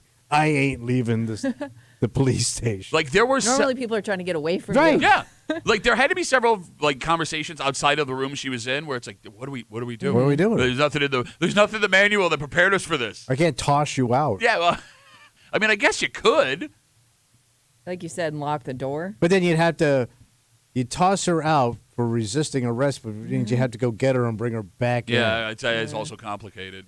Yeah. Yeah, because she'd probably be fighting it if she didn't want to leave. It's too much back and forth. Creating a situation. 252 WCMF again. We're talking about this woman happened out in Penn Yan. She was arrested for a charge we do not know. While at the police department, she got her appearance ticket. Everything was taken care of. She was told she could leave. Yeah. She said, "I don't want to leave." Penn Yan police then told her she had to leave. She insisted on staying. Penn Yan police department then ordered her to leave. Again, she refused. She was then arrested a second time. This time charged with illegally remaining in a secure area of the Penn Yan police department.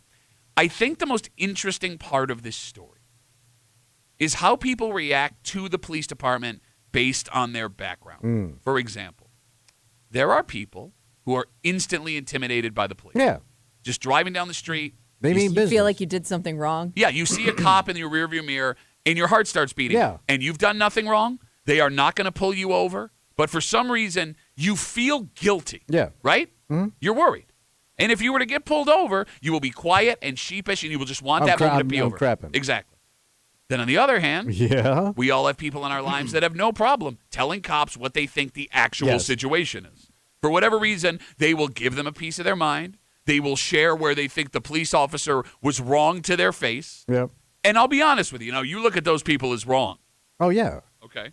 That are going to question the cops. Why?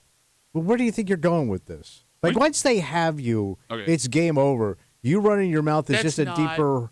You're just making a deeper hole for yourself. Oh, I'm sorry. Is this Police State Tommy joining us here in the break room? Go get a lawyer. Just get down and give in, man. Don't even fight. If Tommy was leading the Revolutionary War, we'd all be sipping tea. Man! But listen, man, you think your squad house mama drama is going to get you? Squad house mama drama. But that's what it is. Dope chopping, weed transport. You don't take care of your kids. No, I'll be honest with you. I don't know which is the right way to be, because I do kind of resent the feeling that I feel guilty when I did nothing wrong when I see that thing in the rearview mirror. But I also understand that these folks are just doing their job, so I don't want to be like, ba ba ba ba ba ba ba ba ba. What's the right way to do it? Where's the happy medium? Obey the police officer. Okay, for God's Because sake. show me where once arguing with a cop got you anywhere, but in more trouble. I don't know. Where There's if you some would've guys that shut would up- argue, all you got to do is just admit your faults, and then. Well, that's they'll not let you go. arguing. All right, well, politely arguing. But that's why they have lawyers. I didn't know. I just find, yeah, but not everyone can afford a lawyer, You man. get the what's the busted lawyer? What do you call that? Go ahead. What's it called? What's the Go ahead. The government lawyer they give you? Government lawyer? Yeah. Right next to that hunk of government cheese? He's always got like a ponytail and one pupil's bigger than the other. Public defender. They're always got there's always like something wrong with them. Yeah, no, there's great stories about public. They're a little shaky. Those people do God's work. They work as hard as they can. There's only a handful of them, right? I know, but they're like busted ass poor people. For God's sakes. Okay. No, I'm not yelling, argue with the police all the time. I just don't know what the right way to be is because you should have the ability to, like, you know, talk. Talk your way out of it. I guess your way out of it's the wrong way. But maybe. But that's why they say everything you say is going to be used against you, idiot. I don't think that's how that goes. Yeah, it's the Leander's Law. 252 WCMF, 252-9263. Let's talk to Ben. Hey, Ben, how are you, buddy? Pretty good. How you guys doing? Good to hear what's from you, up? buddy. So my theory is that while she was there, the public peer was there, and he was pounding a lot of water while he was in the office. And then they finally got rid of him. She didn't want to leave because she was afraid she was going to get peed on by public peer guy from last summer. Oh, Ben. Wow. Hey, can we call the come on, police? man. Can we call All the the police way for this back. call? Is this call Yeah. against the law? World's worst callback. Lock him up. Lock him up. Also, Penn needs to get their crap together as a whole because I feel like you guys talk about them almost every other day. No, I'm telling. We talk about Penn maybe once every 2 or 3 weeks. It It's just usually seems that way. summertime. Yeah, and Kind of like More than Canandaigua. any Yeah. other town in Rochester, though. Like, Oh, it's no. ridiculous. I There's three disagree. towns that heat up in the summer. Penn Yan, Finger Lake towns. Canandaigua, and Batavia. Yeah, I think that's Oh, fair. and Batavia, yeah. Hot town, somewhere in Batavia. Finger Lake Town, though. That's in the middle of nowhere. Okay, Ben, what do you want from us, man? We're already working with nothing with this terrible call. I was trying to make a joke, but I guess it's not funny. Well, get It was started. funny in my head. Great, Ben. I'm Great. sorry. Great. Thanks for the call, buddy. Have a good rest. Hey, wait. By the way, can I ask you how your date went over the weekend? Oh, not good. I'm sorry. What, it didn't happen? All right, for those who don't know, Ben had a first date with a woman. They were going to go on Go-karting. a go-kart trip. That kind of fell through, so he ended up at the beach eating dinner. You were going to take her to the go-karts again this weekend. That didn't happen, Ben? No. I'm sorry, bud. It was because Tommy. Can you turn Tommy's mic off? Absolutely, it's off. No, don't. Come Yeah, on. turn it Don't. up. If you don't hurt the kid. My mic is off. I love how he thinks Turn it that. up. I love how you're like, my mic is off as I speak into my mic. No. You So don't have what to tell us, happened Ben. is You don't have to tell us. No, I want to tell you guys because I am an honest dude, and that's how I've always been every time I call. Okay, I warned you. No, it's fair. It's fine. I did it to myself. No, so I messed up the first date, and so that's why we canceled the second date is because the first date sucked so bad. I mean, we still had a good time, but it is what it is. But so she canceled the date, and but we are still friends. That's good. Plenty of fish in the sea, Ben. Still hope.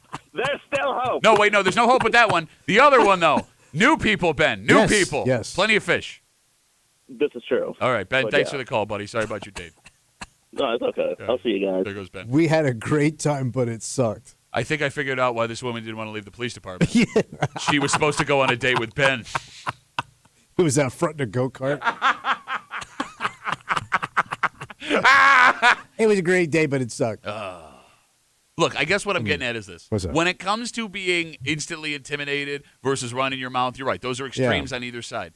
But I don't know. You shouldn't feel guilty for doing nothing wrong. And if you do have an issue, you should be able to say something. I guess what I'm saying is there's a difference between a disagreement and watching some Pittsburgh mom who was pulled over for speeding melt down on a cop. Being belligerent. Or watching like an old man wait for the cops to show up on his yard to explain why he hit his neighbor with a rake, assuming the cops would be like, oh, yeah, that made sense. I absolutely would have done. There's a happy medium there, but I don't know what the medium is.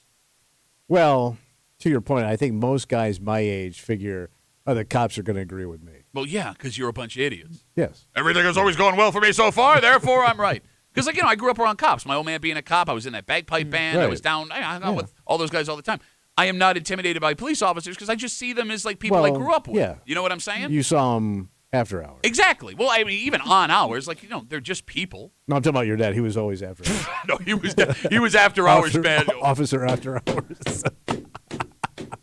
So, like, it's funny. Like, I'll be in a car with a buddy who gets pulled over and he'll Yeah. start to freak out, and I can't relate to it. I don't get it. my ass Yeah, you're that guy. locks up. I think you immediately get a little nervous. It doesn't happen. I don't. I mean, again, I get that you guys Well, had different upbringings. yeah. But it's so funny, right? Like, you instantly feel like you feel guilty, and you're Mr. like, oh, man, nobody can tell me nothing. I say what I want. I tell me they check me out. Oh, sir, I'm sorry. Even remember when the chief of police from Irondequoit Yeah, somebody called in. called the show I to can't explain remember who it something we were was. talking Yeah, about. yeah. Your butthole puckered Yeah, so after tight. you spent the whole time making fun of the story. Yeah. I get tight. Well, I'm laughing with the guy. We're having a grand old time. Yes, sir. No, Well, sir. they have pistols. Sorry, sir. I don't want to get shot. What if he shoots me? Through the phone. Oh, he Because, would. they can shoot you. And No, just they take it- can't. No, they can't. What if No. Stop. He was coming for No, my gun. no. His little hand was going for my Look, would he pistol. get a medal from everyone else in Rochester? If it was you, yes, he would. But that's not going to happen. Let's take a break. This is like heartbreaking. What happened? All right, look, there are weird fantasies that every man, woman, and child have. And maybe this is just a guy thing. We're going to have to ask him. You know how some guys, like, practice their autograph from, like, the moment they can learn how to write? Okay. The idea being one day I will be great enough for I'll be people. famous people with my autograph? People are Okay. going to want it. There is also a fantasy of having one of these of your own. And I'm not talking about a possession. That you will be so rich and famous that people will want these. They will line up to get these. And one Rochester man had his night. It's a lifetime dream come true. So why didn't he get it? He didn't get to participate because of something we talked about last week. Oh. And it's a travesty. Oh. We'll tell you all about it next here in the break room on CMF.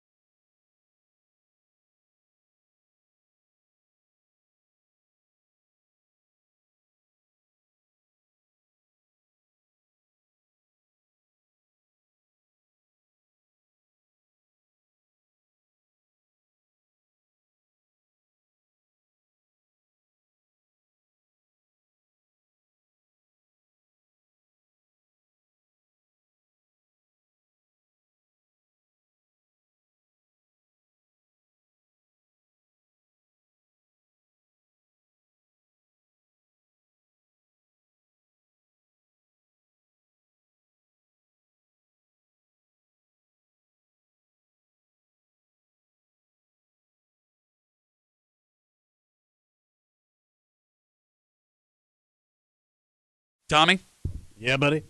this is a travesty. Travis, sir. A man who earned something, something that every man dreams of as a child. Yeah. And because of something he may have had to do as part of his job, he was not there to participate. Oh, that sucks. You're hanging out in the break room, Rochester's Classic Rock 96.5. WCMF. Kimmy, do we have that audio that we ran from this event the other night, those two pieces? Maybe? Isaiah Stewart? Yes, Okay, yes. great. Could you grab that for me? Just after 8 o'clock this morning. Tommy, there is a trend happening. What was the trend? Folks Maybe I'll look- get on it. No, you won't, because it's folks looking out for other people trying to do something Yeah, I good. bet. Allowing them to, if they have no money, to work to earn this. And it's an interesting concept. All right. If this was something every restaurant offered to all of us. So there's no check involved. There is no check, but there is work. We'll And get there's- to it. There's a benefit. We'll get to it just All after 8 o'clock here in the break room on CMF. So last week, we told you about a remarkable Rochester story between two guys from our town that are living their dreams. Isaiah Stewart, he plays for the Detroit Pistons. He's a big man out there, very tough and scary. They call him Beef Stew. Not Chris Bryant. Oh, my goodness. Isaiah, no, why am I blanking on the kid's Thomas name? Bryant? Thank you. Jeez, I'm losing my mind. Long weekend. Thomas Bryant, who plays for the Indiana Pacers, another big man. He's had a great career of being a second-round pick, bouncing around. They were facing off against each And other. the Rochester kids. Yes. At the top of the paint, as the game is underway, the two got a little tangled up. Yep. And Isaiah Stewart did not like the fact that they got tangled up, it seems. So he shoved Thomas Bryant to the ground. And this is what it sounded like on TNT. This is what it sounded like on TNT. Little pull-up jumper, left it short. Is that a flagrant? He's out. He Whoa! may be out. Oh, no, he's done. Oh. Because Brian was getting ready to get up and go after him. And they're trying to make sure pace of players stay on the bench because you can't go out if there's any kind of potential altercation. But Beef Stew, He's got to be hit done. Bryant. Okay, so he gets thrown out of the game. Okay. Flagrant foul. Now, fun fact, Isaiah Stewart leads the NBA in flagrant fouls. Oh. That was his 6th flagrant foul of the season. And for those who don't know, once you hit that number, you are automatically suspended for a game. Oh, I did not know that. This is true. Okay. So, on Friday night, Isaiah Stewart was not allowed to participate in the Pistons versus Mav game. So I had to sit out. Yeah, and normally that's not a huge deal. The problem, Friday night in Detroit was Isaiah Stewart bobblehead night. Oh, no. He was suspended for his own bobblehead So night. is he allowed in the building? He's allowed in the building. He just Okay. can't dress. He can sit on the bench. But it's his Yeah. bobblehead night. So was he there? He was there. I would assume he was there. Not So they playing. couldn't move bobblehead night? Well, I mean, people will. I know this sounds yeah, silly. you're right. Already got the People- bobbleheads People out. plan for this. That's not the Yeah. problem. People will buy tickets that Yeah. collect bobbleheads just to get Oh, the yeah. bobblehead. So you Okay. can't move bobblehead night. In fact, this happened in Pittsburgh. Quick sidebar. There were a shipment of Yermar Yager bobbleheads, the hockey Yeah, player, yeah, to honor him one night. The shipment was stolen. A whole They truck? stole a truckload of What are they going bobbleheads. to do with They ever them? find it? They did. In the Czech Republic? No, I believe that the Penguins had to pay a ransom to get the bobbleheads back. Come on. You can Google the story. I believe that's what happened. Long story short, the people that went to the game that night, they made sure they gave them all vouchers to get their bobblehead when it arrived in Pittsburgh. All right.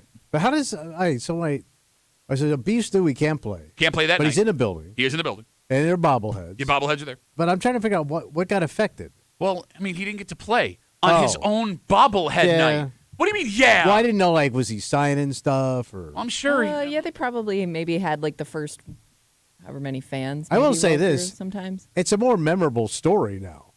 It really is. You got to go. It is You kinda got that funny. bobblehead the night he was suspended. Is a way better story than just it was bobblehead night. At least there's a little backstory. Especially if you're known as the guy who gets suspended, you Yeah. know, there I is think it's kind better. It kind of is a nice side by side. Okay, it's a better night for the fans. You're right. I got the beef We're going stew. to see him throw a couple of balls in the air. Who cares? I got the beef stew bobblehead the Yeah. night he wasn't allowed to Yeah. play. But if you're Isaiah Stewart, if you're beef stew, look, man, I know you're weird because you have no athletic ability and never been on a team in your life. Well, But I'm also not a collector.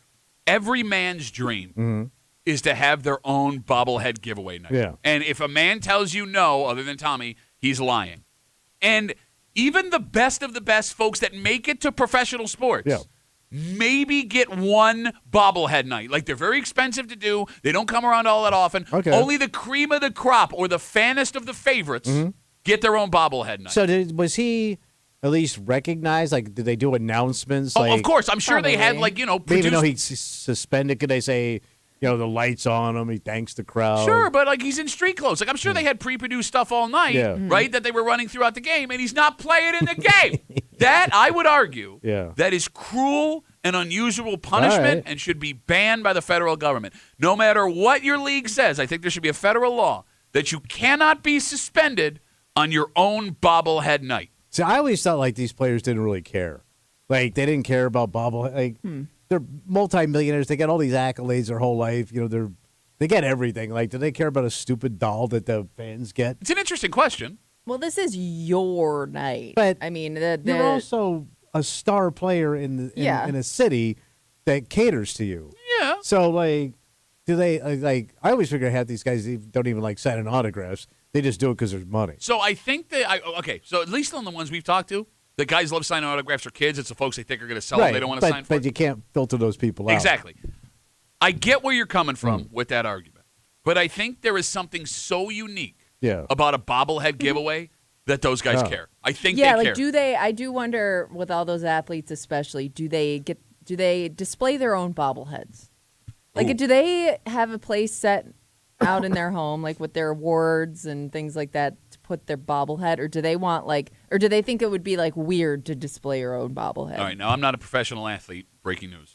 I will say this: if I was given my own bobblehead night, the first thing you would see when you walked in my house was a display I would have custom made, under glass, lights on it.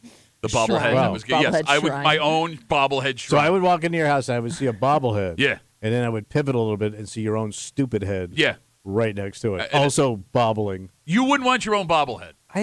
No. Is it because you're already a human bobblehead? I'm probably. It's lifelike. Oh, your mom was there? I was bobbling last night, baby. 252 WCMF. Rochester's own Isaiah Stewart, after getting into a shoving match with Rochester's own Thomas Bryant, was suspended Friday night for his game versus the Mavs. 6th flagrant foul of the season, but that night, unfortunately, was Isaiah Stewart bobblehead night. He was suspended for his own bobblehead night. He may have been the only athlete in history that could have walked through the door to get his own bobblehead because he wasn't playing that night. I love bobbleheads, man. So I know people that you can have a bobblehead made of anybody, right? Yeah. Yeah, you can. There's like a website where you could do custom bobbleheads. Because I know people that have done it, and it's the saddest thing. I agree with you. It's not the same. Not the same. Yeah, like you gave yourself a bobblehead. No, I know. It was like a big groomsman gift thing for a while. If somebody gives you a bobblehead of you, that's okay though, right, Kimmy? Uh, Not sad? If somebody gives If you somebody one, gives yeah, you I mean, like if nobody. you didn't have a, You're a schlub. I mean, it doesn't mean if you anything. didn't do it for yourself. It's a joke. I mean, I will say this: if you're in on the joke, Okay. yes. If you're going like, I have my own bobblehead, like I have buddies that would brag about. No, I get you. Okay. That's sad. We now have to draw a line. You're right. If you are given a bobblehead, a single bobblehead by somebody else that had made for you, I'm not displaying that. But if it's a giveaway, stadium giveaway, I'm displaying that bobblehead. So I had a buddy, big baseball guy. Yeah. And also a big loudmouth, right? Okay. So remember when Louisville Slugger, you could get, they probably still do it, you could get your own autograph back. Oh, yeah, with your own signature on it. He's got one under glass at his house. Oh, yeah, that's kind of cool. But he's serious about it. Like not what? like it's a joke. Like, you're not a New York Met, man. You paid the fee and had it shipped, and it's under glass, but he's serious. It's got yeah, my first question would be, whose bat is that? And then when you say it's mine. Well, I'm in your house, and it's got Yeah. your name on it. He's also the kind of guy who, he's not really a businessman, but he has a desk at his house. And you ready for this? What? He has a nameplate. In his own house. In his own house. In case somebody who doesn't know him walks into his house. Okay. Okay. You're in the office of Rick right now. All right, That's sad. That is sad. You're right. I agree with you. That guy's sad. Like you're like pretending to be somebody. Oh, the nameplate is more sad than the bat. I want the bat. Absolutely. I want the bat. But they all kind of match up. Especially I will say, if you display this stuff proudly, you're a dick. 252 WCMF. We got hot bobblehead talk happening in the break room. Chris is on CMF. Hey, Chris, how are you, buddy? Good, man. How are you? Good, man. What do you got? Listen, you guys are going to beat me up for this. I No, know it. But, no. it just kind of strikes me. I'm not a big sports person. Okay. To just start out. But, this guy's been cited 6 times, you said? Well, a 6th flagrant foul, but that's kind of his job. He's an enforcer for the Kind Pistons. of like a goon. Yeah, well, I wouldn't call him a goon. The guy could play. Yeah, all right. So is he like a premier player then? I wouldn't call him premier. Enough to get I your own would bobblehead night. if I could He's got his own soup. If I can give you an equivalent, I would call him a Ryan Fitzpatrick to the Buffalo Bills, where the guy can play. He is a fan favorite. Everybody loves him. Journeyman. But no, he hasn't moved yet. I'm saying he goes to work. He works hard. Right. He does his job, and people love him for it, Chris. Yeah, my thought is just, I mean, I'm glad I don't have young kids anymore. It just seems to me, especially with all the attention that he gets, it's kind of a bad example to set, wouldn't you say? No, I hear you. I wish the NBA would go back to the way it used to be. Yeah, and it calm. was like gentle. Right? Yeah, like in the 80s with the Pistons and, how about Kermit Washington literally paralyzing Rudy Tomjanovich at center ice. Go YouTube that. Chris, what are you talking about? The NBA's way more laid back than it used to be. Okay, I don't know. Like okay, fair enough. He said, fair enough. Chris. I mean, I don't mean to get up on my No, you're fine. Play Chris, like gentlemen. He wants a gentleman's game. a handshake and a basket, and then we stop the game and go the other way. A quality bobblehead. Chris, go buy the NBA League Pass and watch Beef Stew. You'll see what we're talking about. Okay. There goes Chris. He's not going to do that. He's Of course he's not. Of course I he's not don't gonna really do watch that. sports, but I have a hot take.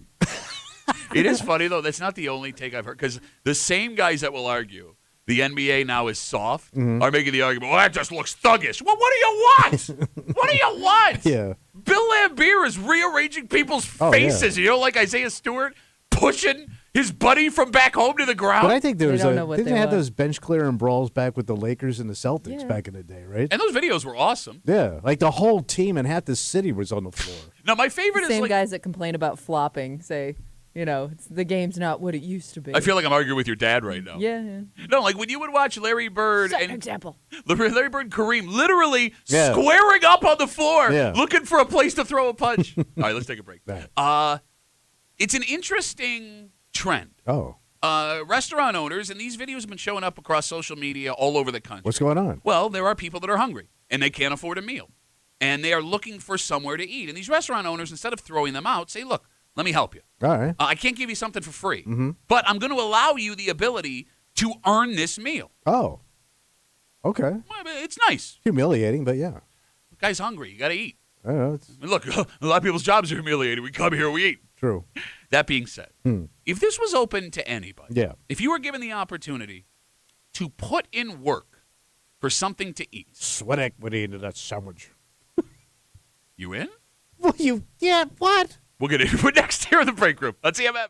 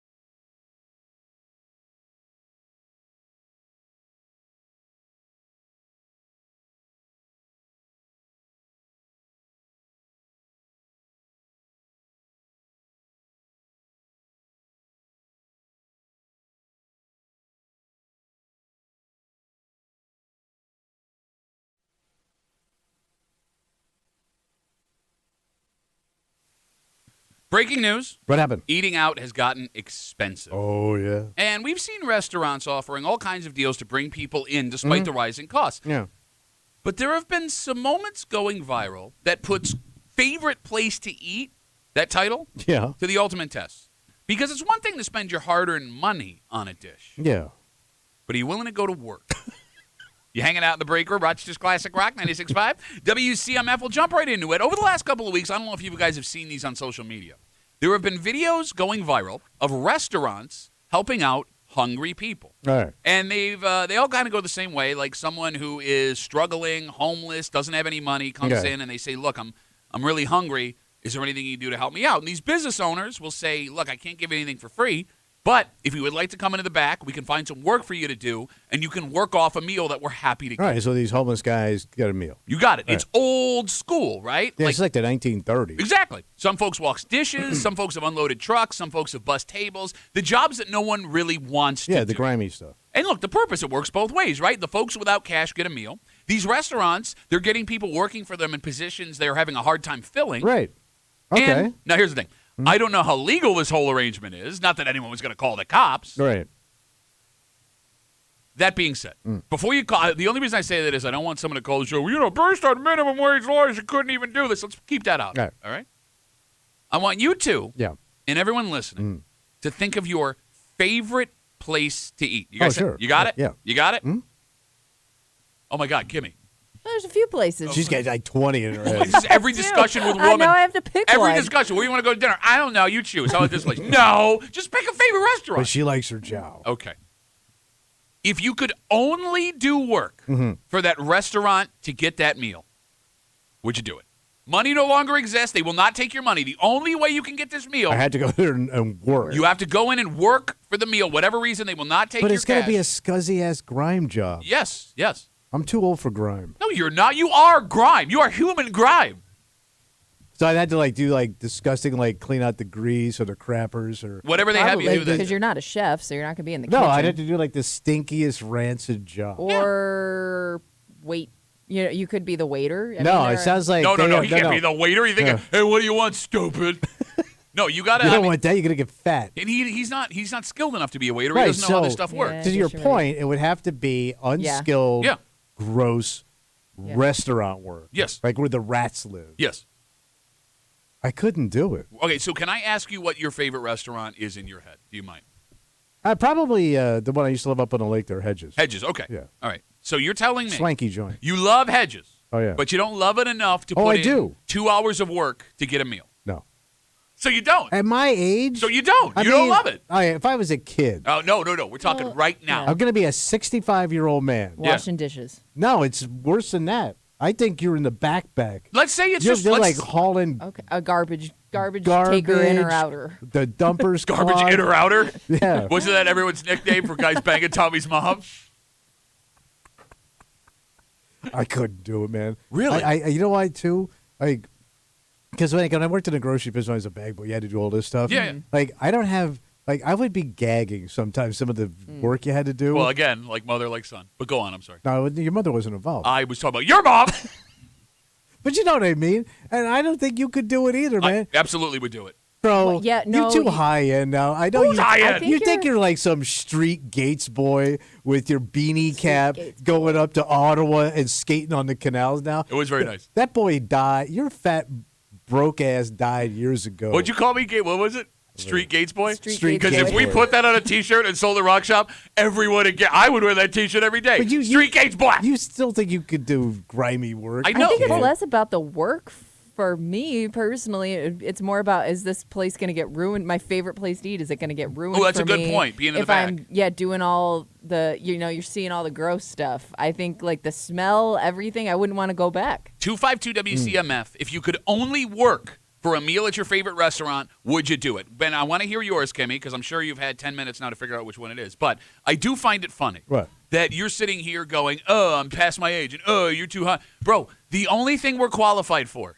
is Is what we this. do now Yes. or that work. Yes. So don't sit here and pretend you're too good for it. That's We're what not I'm- too good for this. Not that I'm too good No, for you're it. kind of saying you're too good for it. I don't want to ruin my jacket and my maroon bowling shoes. I got grease on my bowling shoes. Now I can't go to Lamo Bowling tonight. My Lamo Bowling League. A bunch of lamos. And my whore mother. Your whore mother. That was you. It was me doing you. Yeah, I got it. Kimmy, Yeah. would you work for your favorite meal? Because you're I already don't dressed think so. for it. That outfit says grease trap. Oh, look, hair product. She's got squirrels following her around. It's like the most busted version of Snow White ever. Nibbling out of her split ends. I'm sorry. Kimmy. Do you two look in a mirror in the morning? Well, I'm just he curious. didn't. He said it. I was just helping. Ooh, zing. You don't have hair to complain about. Ooh, that hurts. You're ugly. Neither do you. Well, That's I why have I wear hair. a beanie. No, I'm just going Friar Tuck Ball, but it's not that bad yet. God, my chest hurts, man. Good. I hope you're I dying. forgot the question. Kimmy, Yeah. would you work for your favorite No, meal? because like I said, Wow. I just think. Listen, I She's too think good for it. working. No, I think working for your favorite place to eat is going to ruin it for you, and then that's no longer going to be your favorite place to eat. But here's the thing. Like, when it comes to you two, Yeah. right, and the way that you guys eat, it would be much harder for Tommy, not due to age, but due to finances. And again, we're talking about this trend that's shown up on social media. Folks that don't have money, homeless, in a bad spot, walking into restaurants, and these restaurants allowing them to work off a meal, work for an hour or two. Kimmy, Yeah. you and I don't really have expensive food taste. No. Right? Like, we eat, as Tommy calls it, slop. No, you're base eater. But Mr. Sushi Fresh Fish Pig Pineapple over here, let's say they're going to pay you minimum wage, $15 an hour, which is what those jobs would probably pay. Yeah. And they won't even take taxes out. Let me ask you a question. Go ahead. What meal would you order if you went out to Hedges? Oh, it'd be a steak. Oh, yeah, steak. So what do you Yeah. think that would run you? Oh, it's 50, 60 bucks. All right. Probably. So that Yeah, means with all the trimmings. Yeah, sure. So to get to that $60 Mm-hmm. at minimum wage, you would have to work 4 hours. Right. You're telling me 4 hours of work in the back would not be worth that steak? No, because that's ball busting, back breaking work. I mean, it really puts into yeah, perspective would you too. be able to enjoy it? Like you would have to make every Oh, little I think I would bite really count. enjoy it. If I'm exhausted, Yeah. and realizing what it took to get this steak. Yeah, but you'd want to eat it so fast, and I feel like it would change the way you enjoy it. Maybe would. you'd enjoy it more, but I would also be just like I think so much more upset when it's over. I think I would savor it more Yeah. and be disappointed at the end. Yeah. Oh, you think so? Yeah. To her point, like Now that's all gone. I had to do and I got all nothing to that show for for it. Okay. that. Yeah. No, see, I'm kind of with you in the beginning. I think Kimmy's wrong here. That would be the best meal you ever had because you physically worked to get it. Right, but- but then it comes to an end, and it's Yeah. like it was like you killed yourself for an hour of food. Okay, but think- basically, but- if it even takes that long Like to as eat a fast steak. as it goes. Yeah. Right. But the reason I bring that up is, we have a tendency to forget because every hour we work and the money we make, that's an hour of labor we're Yes. putting in. Like we have a tendency to forget when that it goes on our paycheck, we cash the money, the cash is now on our account or it's in our hand. You're forgetting, you eat a $60 steak. That's 2, 3, 4 hours of work you had to put in to get it of your life that you're never getting back. Yeah. Right? Like when you look at it from that point of view, we never go out to eat. Probably. Do not. I want to use 4 hours of my life to eat this steak? Yeah. Think about that. One show you do. Well, you don't work. Never mind. It doesn't work for you. But just think of those times like you did something self-indulgent, and then at the end it was like, was that really worth it? Okay. You know what I mean? Like you enjoyed it in the moment, but then when it was over to Kimmy's point, I think you're trying to make is like, Yeah. that Yeah. was 20 minutes. Yeah. And And then would you you might do it once, but would you do it again? Like, Oh, could you'd you probably bring do it yourself again. I to do mean- it again. back in the day when you paid for porn, you did it every week. Like You. No, but you would drop, $15, $20 in a high-end hand mag. You'd take it home. You'd do your Business? We got and it. then you would be like, I just spent $20 to do that. All right, Where can I- I could have thought of that in my head. I was going to say, bro, you already have the magazine. Like, it's Thank not like you. it's spent. I It's know. not like it doesn't open again. Well, maybe when you were done with it. I'm saying you could keep using that magazine. No, you wouldn't know. You would go buy more dirty magazines because Okay. you wanted to see. You're absolutely like pornography is like the stupidest thing you could do outside of like I don't know, gambling, in general. No, because at least gambling, you have a chance of yeah, winning you could something. win. So gambling is way above porn. Although with pornography, you win every time. Oh, you do. Slot machine. Worst slot machine of all time. Mm-hmm. Go. You would also have to. You also have to consider that every now and then you get a bad meal or you order something that you thought you were gonna like, but you didn't end up liking. That would suck. I would order the same thing every time because I'd be so afraid to take a chance But what if on you- something new. What if that sucked? Like it was a tough Yeah. steak. Yeah.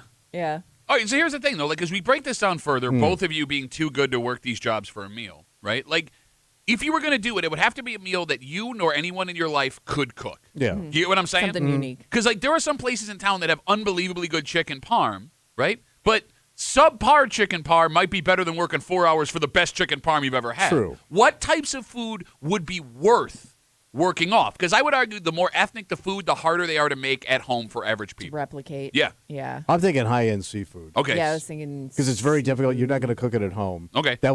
For me, that would be it. Kimmy, how about you? I was thinking like something along the lines of like sushi because I couldn't make that myself. Because I have I have my grouper fantasy. Was that part of the porn, or? Well, it involves another man and his grill, so possibly it could go that direction. I'm not going to leave anything off the table. Shirts on, shirts off. However you want to give me my grouper. I would argue the less expensive the food, the better it would be to work it out. Like, for example, my wife's an amazing cook. Mm-hmm. She can't make Asian or Mexican food, at least like to the quality of like restaurants I've had, with all due respect to my wife, obviously. They're cheap. So, like, at minimum, maximum, I'm putting in an hour or two of work, and I'm getting a dynamite platter of Chinese food or Mexican food. right. It would be totally worth that. Yeah. It wouldn't be worth it? But, yeah. I'll wash dishes for 2 hours to get a kick-ass burrito. I'll empty out the grease tray. I will been say there. this. Chinese kitchens look like a real pressure cooker. Yeah, you got to they don't consider that mess. too. How busy is the restaurant? Like a group of Chinese chefs Yeah. and cooks, Uh-huh. they are not going to tolerate your wise ass. All right, here's the thing, though. And your quips. What are you talking about? I'm just going to keep my head down and go to work. You better keep your head down or you're going to lose it. Here's the thing, though. I wouldn't understand what... They're not going to chop my head off. You're pretty good with the sword. Better invest in some comfy shoes. The good thing about, like, an ethnic restaurant, if it's, like, like, especially Chinese, they can yell at me all they want. I don't know what he's saying. Well, you don't know if they're yelling at it or they're saying hello. All right, let me Pleased to meet you. No, they're not German. They're Chinese. Let me ask you this question. Again, we're talking about this trend that's been going around social media, videos that have popped up. They're restaurants. Folks walk in, they're hungry, they're homeless, they're in a bad spot. One of those things, they say, listen, I don't have any money, but I'd like a meal. And they allow them to work it off in the back, washing dishes, emptying grease traps, unloading trucks, stuff that no one else wants to do. Would you put in 10 hours of work 10 hours to get a meal at a place you've never been, like the highest end place you can think of? But I've never experienced it before. Well, I guess there's nothing in this town that we could use for you because you're so worldly and get around so much. Well, I've lived here for 30-something years. Kimmy, have you ever been to Black and Blue in Pittsford? No. Okay, Kimmy's never been to Black and Blue. Okay. Would you argue that's the nicest, highest end Probably one of the nicest steakhouses in the region. seafood joint? Yeah. Okay. Kimmy, Yeah. 10 hours of work, $150 worth of food. Would you think about it?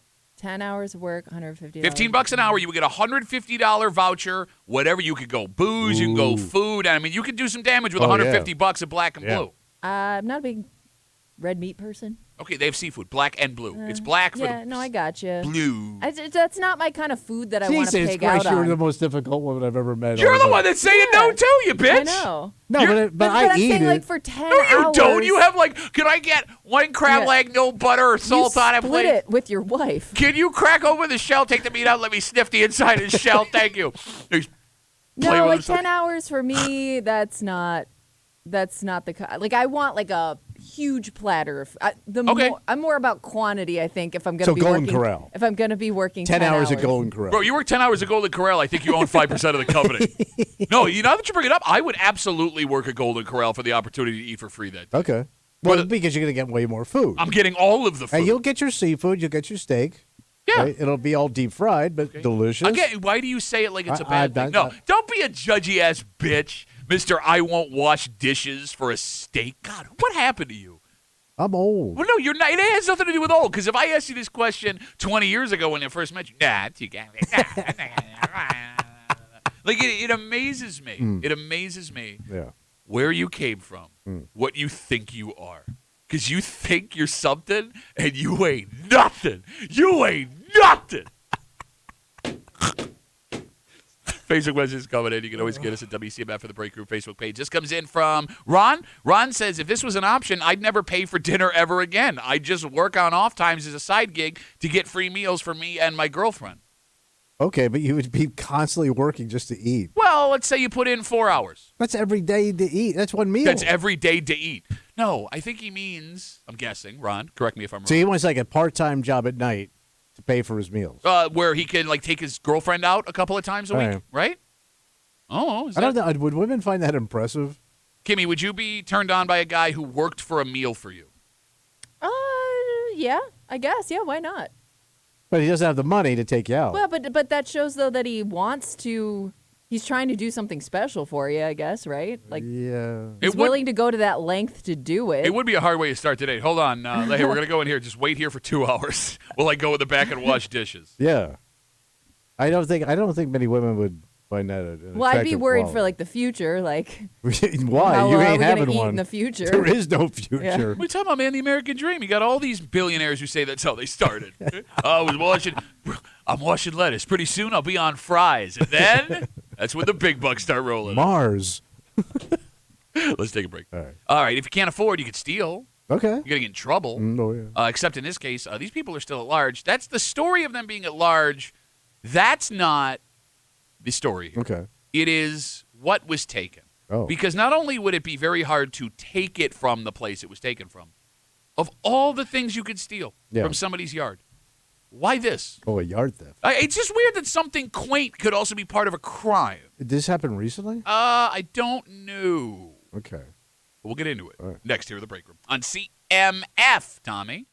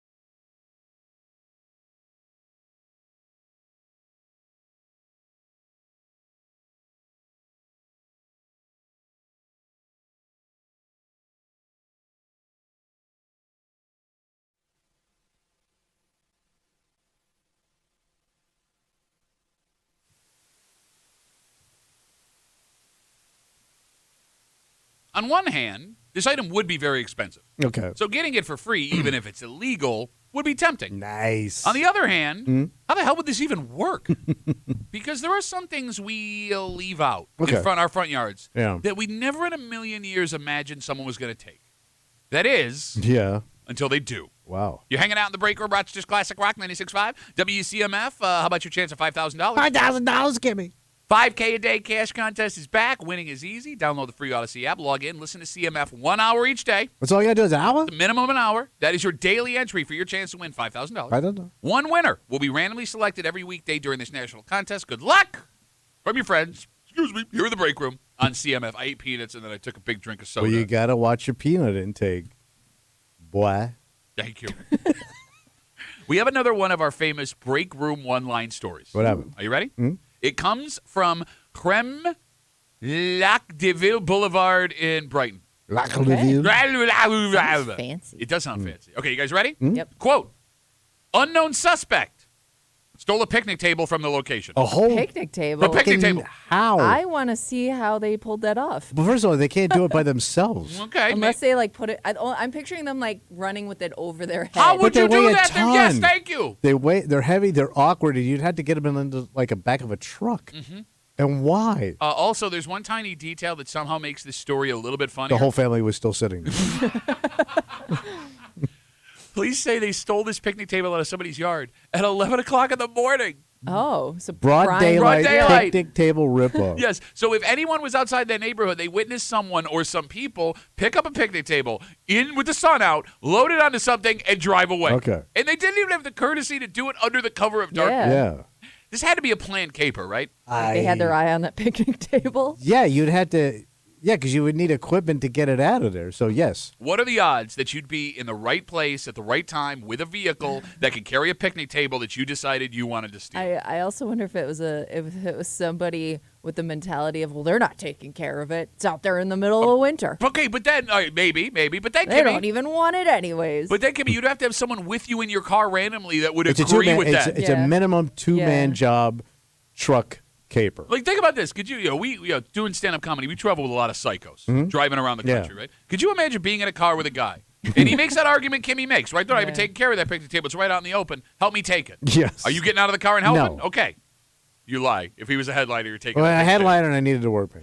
Like, I can't think of a situation either where you can make the excuse like, oh, I thought it was at the curb or I thought they were getting rid Tossing of it. it. You know Yeah. what I mean? You would have to say free And on I'd it. also really need a picnic table. Like, I could just get a table and put it in my yard. Like, I really am chosen for a picnic table because I don't get the whole picnic table at a house anyway. You can't just put a table in your yard. You look like that would be the No, trash. like regular You're saying patio you don't furniture. understand the concept of a picnic table? Well, I get it at a park. No. But it's like at your house. If you have hey, we're all going to eat, and we're going to line up and look at each other while we eat. How Like else you do would at you a do it at a No, table? like a round table. Like, it can't be comfortable at a picnic table. I'm comfortable on Bench picnic No, tables. there's no seating. back to it. You're sitting on It is hardwood. hard to get out if you're in the middle. Oh, bro, if you're in the middle, you're stuck till like the party's over. No, You're going to get spina bifida just sitting there. the picnic table makes more sense than. Because you were raised on busted-ass picnic tables. We never had a picnic table. But you couldn't even afford picnic tables? Picnic tables are expensive, hence why they were stolen in this story. I don't think they're that expensive. I think bro. picnic tables are expensive. No, they ain't. Yeah, they are. Like, they ain't. Bro, Adirondack chairs cost like $1,000. Those are expensive. No, but that's like a whole Adirondack chair that you eat on. A picnic table is like, it's true. It's true. It's an Adirondack table.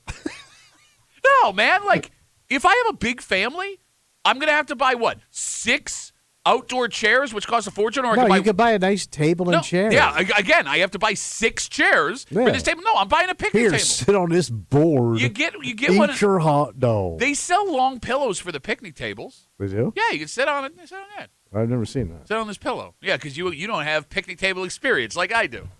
I knew a couple of people that had picnic tables in their yards when I was I was growing kind of looking weird. up. Okay. Go buy some furniture. All right, man. so last break you were too good to work 2 hours for me. Now you're too good to sit at a picnic table. I kind of am. If they're going to make you eat your meal you work for on a picnic table, don't even call them. I feel like I'm eating like roadside on a bed trip. Okay, you asked why you would steal a picnic table. All right. This has to be for personal use, right? I hope so. There You're is going to flip this table? one of my favorite PBS shows. You're gonna have to scrape all the bird crap off of it. I mean, yeah, unless like you need it for like a party or something. I'm trying to think of like, why well, I mean, you're not. I doubt you're selling it. is there a black market for picnic tables? I hope not. Are we down to picnic tables? We're talking used to about be a there country like of meth. I'm trying to. Are there nicer picnic tables that maybe we're No. not thinking of? Oh, no, those metal ones that have like the metal bars instead of all wood, those are nice picnic tables. But I mean, that's just they've taken picnic table technology as far as they can push it. Like they haven't advanced picnic tables since like Teddy Roosevelt. Oh, I think you'd be surprised if you went and took a look at picnic tables. I see picnic tables. Look at this. Where do you see picnic tables? All over. No, you don't go Probably anywhere. passed 4 of them today. 252 WCMF. We're talking about this picnic table that was stolen out of someone's front yard at 11 o'clock in the morning for Brighton. What do we got, Kimmy? Some of these, I just Googled straight up picnic tables, nothing fancy. There's one on here. It's like almost a round picnic table. Don't count. Oh, yeah, For those are cool. $1,300. I told you, man. They're wood. Wood is expensive. I ain't buying it's about no- to get more expensive. Why? What are you talking about? No, I mean, maybe this was a tariff-worried consumer that was getting into a picnic table game. 252 WCMF. Let's talk to John. Hey, John, how are you, buddy? Good, brother. How are you? Good, man. What do you got? Apparently in towns, and I didn't know this existed until recently, but each town, I guess they have like a site where if you want to get rid of something out of your house, you can put it on there, and you could talk to people, and they'll come to your house, or you can go to their house and pick up. Because I've done it a few times where my wife would say, "Hey, there's a bookshelf someone wants to give away. Just go to their house and you pick it off their porch." Okay. So, so people pick it up a picnic table in the front in the middle of the day. People around them aren't going to say anything because for all they know, that could be the case. Oh, good call. I didn't think about that. Okay. It was a prearranged picnic table pickup. I mean, the guys, Well, it looks like people might have legitimately stole the picnic table, but people around it. No, I get what you're Looks saying. on the up and up. Yeah. may not know. I get you. By the way, I if get you. I saw my neighbor getting her picnic table ripped off, I ain't even calling anybody. Well, you're probably happy Good, I don't have it's to look gone. at it anymore. Okay. By the way, take all those you don't gnomes do while you're at anything it. anyways. John, true or false, picnic tables in someone's yard, trash. Not trash. Thank you, John. This guy's driving around looking for bookshelves. Doesn't I even want a read. picnic table. You know where I can get one? John, thanks for the call, buddy. Have a good rest of the day. He's got so many books, he needs a shelf. Is to that what it is? Necessitate the holding of books. So going back to the story of this picnic table Yeah. being stolen out of a front yard in Brighton at 11 o'clock in the morning. All right. The other weird thing about this, What's that? picnic table's an outside item. Yes. If I steal it's only an outside item. Yeah, so if I steal a watch, I can pawn it or I can keep it under my sleeve and nobody knows. Mm-hmm. Yeah. If I take a TV off a wall of someone's house, no one that is invited no one outside of someone invited in my house will see it. That picnic table, if you steal and bring it home, Yeah. will be on display wherever you live. Sure. Just like, it was from the place you stole it. And I get that all picnic tables look pretty similar, Yeah. but there is a chance that a person who had their picnic table stolen, that one, would drive by and notice that is my picnic table. Yeah. I mean, most of you would stick it in the backyard. Okay. Yeah. So you Or it may lives in your shed or something. dodge a bullet there, but if you have a picnic table in your front yard, Well, some homes necessitate that. I've Why? never seen. I don't think about it. I've never really. Why would you have a picnic table in noticed a your front yard? Picnic table in the front. hold on. No, there are some houses that don't have a big backyard. Or Oh. like a corner house. Yeah, it's all in the front. Yeah, there are Alright. people that have their grills and patio furniture in the front. All right. You spoiled ass bitch. I just wouldn't want to be sitting out in my front yard with people watching me while I'm enjoying Unless my you want to food. watch everybody else. I mean, if that's the only Great space. people watching I- stuff. No, to Kimmy's point, that house apartment I lived in on Winton, there Well, that thing was it was not busted. Oh my God, it was busted. When you had that barbecue party out there, Barbecue party? What? You sound like an alien coming to Earth trying to learn a you human. had a barbecue party where it was bring your own everything. I was broke. What do you want The from only thing me? you supplied was sadness. Yeah. A big keg of sadness. 252 WCMF. Let's talk to Pete. Hey, Petey, how are you, buddy? Hey, good. So, by the way, you can get a picnic table at Lowe's for $150. Yeah, but it's not a quality picnic table, Pete. That's a good one. Hey, it held me and your mom while I was banging her last night, so it's sturdy enough. You know that wasn't even funny. You're just laughing because you're trying to hurt me. No, but the banging. The banging part. That's what made the joke, the banging. Pete, true or false? Yeah. Picnic table at a house is trash. It's not trash. Oh, you come taking shots at me. I'm on your side, bitch.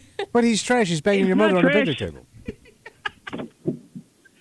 Do you have a picnic table in your house, Of course Pete? he does. Yeah, well, we do at camp, yeah. Oh, you can't. Got my camp table, Yep. not my home table. It, Yep, right on our deck in our cabin where I was banging your mom last night. Okay, great, Pete. Thanks for the call, buddy. Have a good rest of the day. See what you did? I didn't do anything. My mother's a saint. See what you did? She's a nice woman. Okay. As we get back to the price of the picnic table. Yeah. Is the cost of a quality picnic table worth the potential trouble you'd be in if you stole it? Because there is something we have to keep in mind here. Kimmy looks up her picnic table. She finds $1,300. Yeah. Petey here says there's Lowe's picnic tables for $150. Yeah. If you steal something that costs $999 or less in New York State, that's petty larceny. Okay. You're charged, but it's not as serious. Yeah. Over $1,000, that's grand larceny, and that's where the punishment gets really stiff.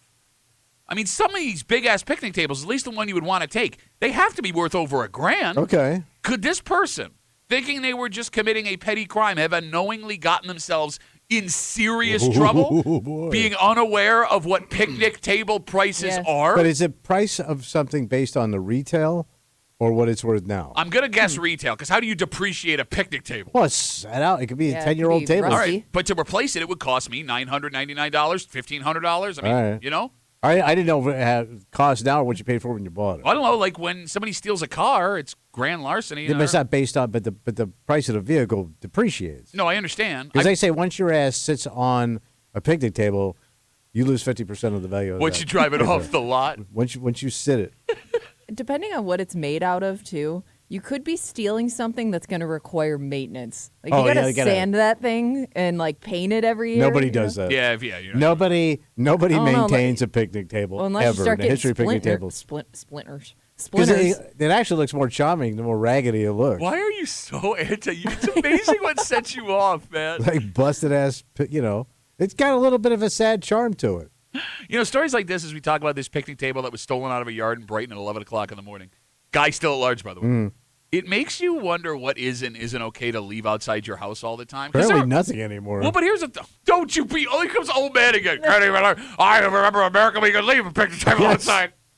Like some things live outside, like furniture, the basketball hoop, the hockey nets, your grill. Mm-hmm. Do all of those have to come in now? Well, apparently you better hide them at night. I would Or- put it inside most Or of they it keep it in the anyway. backyard if you have a private backyard. Like I got my daughter a really nice hockey net for Christmas last year. Spent like $120 on it, right? And that's light, right? You could just throw that thing in the back of a truck and be gone. Yeah, but it lives in my driveway. Like, Right. should I be bringing that in the garage? You every night? should. I don't know, man. I mean, a grill's a little bit more difficult to get out. But the grill's more valuable. Right, but it's also more difficult to get out. Like, Okay. you know what I mean? Yeah. It's heavy. I know. My daughter's beat that net up so much, I think it's okay. Probably nobody wants it. Well, I mean, she keeps hitting the post. Like, work a little harder. It's wide open there. You know what I'm saying? Just, 252 WCMF 252-9263. Before we go back to the phones, what might be the funniest part of this story? What's that? A picnic table might be the most quaint thing you can steal. Oh, yeah, it's very Americana. Right? Like people that own picnic tables own them to have nice outdoor meals with their family. Mm-hmm. Meaning whoever took it, do they also love family time enough to want it for themselves? Oh, okay. Right?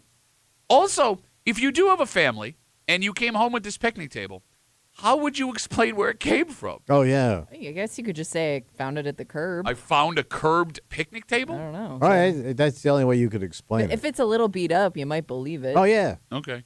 252 WCMF 252-9260. We'll take one more call. Teddy's got the last picnic table word. Hey, Teddy, how are you, buddy?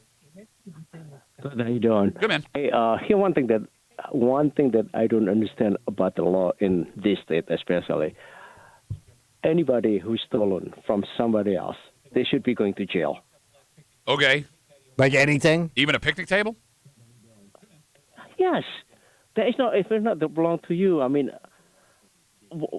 I was talking to ex-cop last night that one day the same person they got arrested 4 different times because of the amount. They got 4 of picnic money. tables? Bro, you should have seen him. He had 2 in each arm. He was carrying them like the Hulk.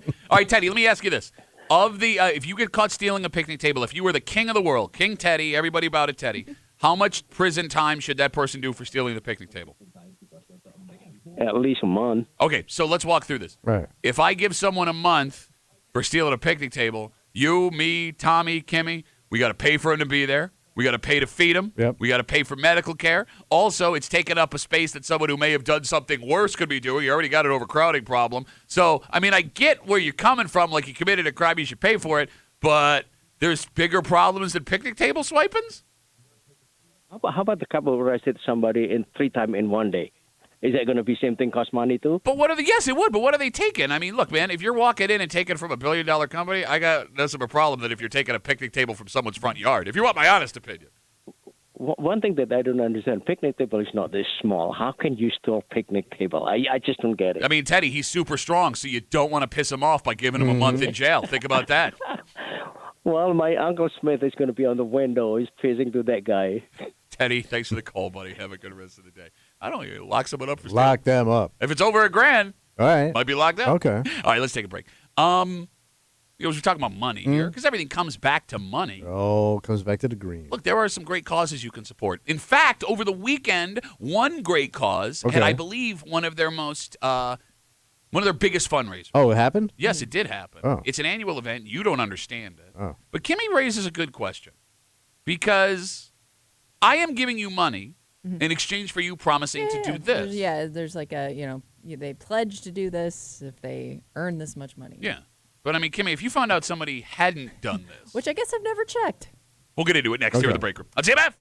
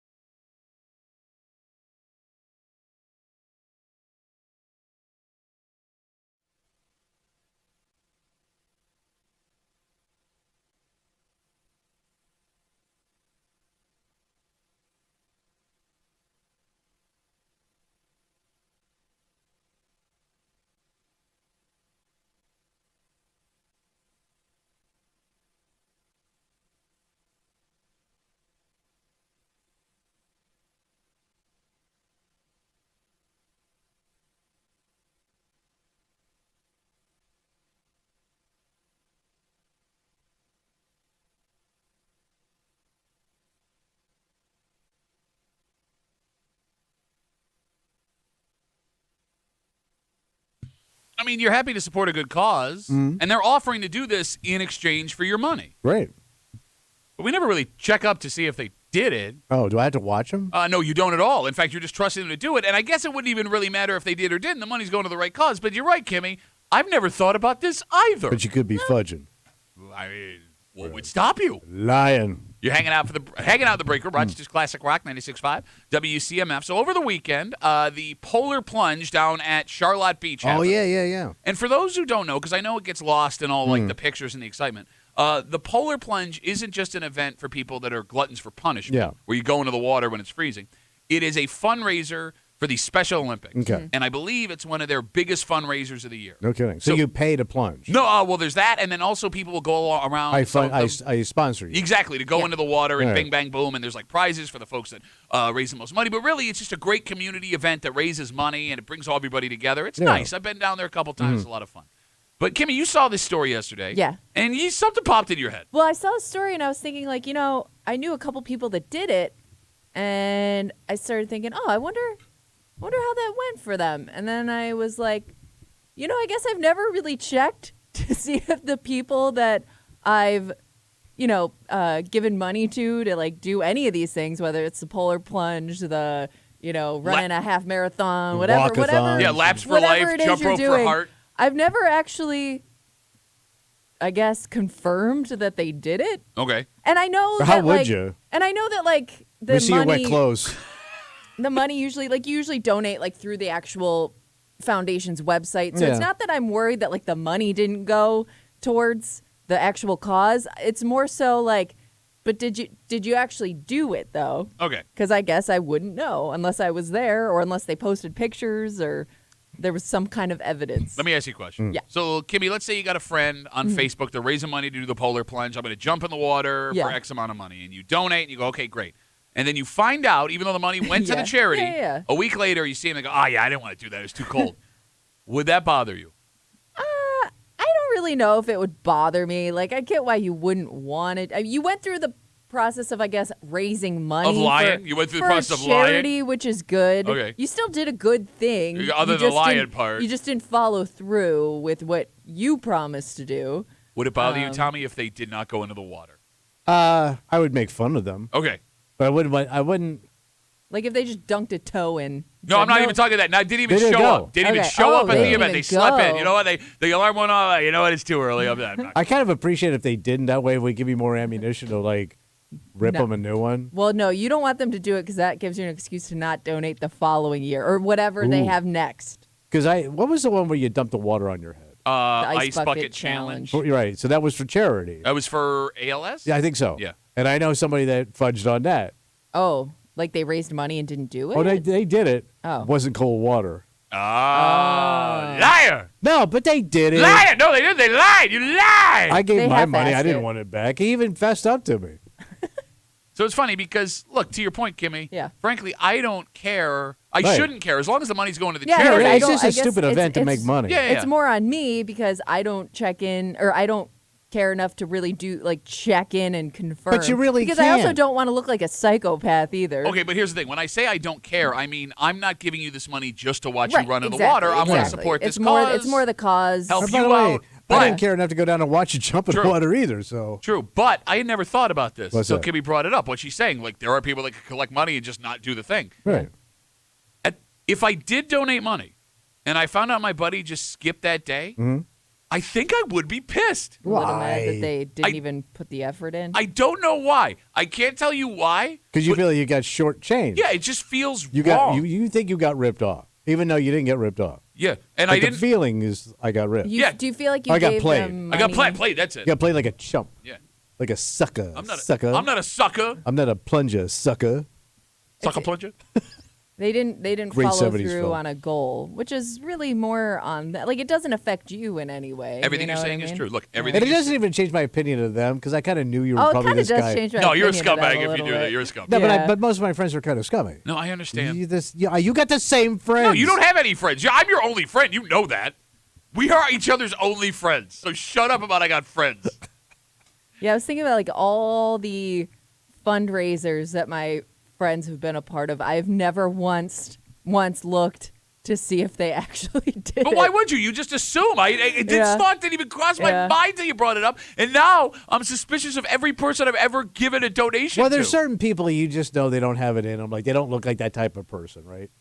Well, then why give it to him in the first place? No, but let's say, because you don't want to tell them no. Okay. So let's say I tell you. Yeah.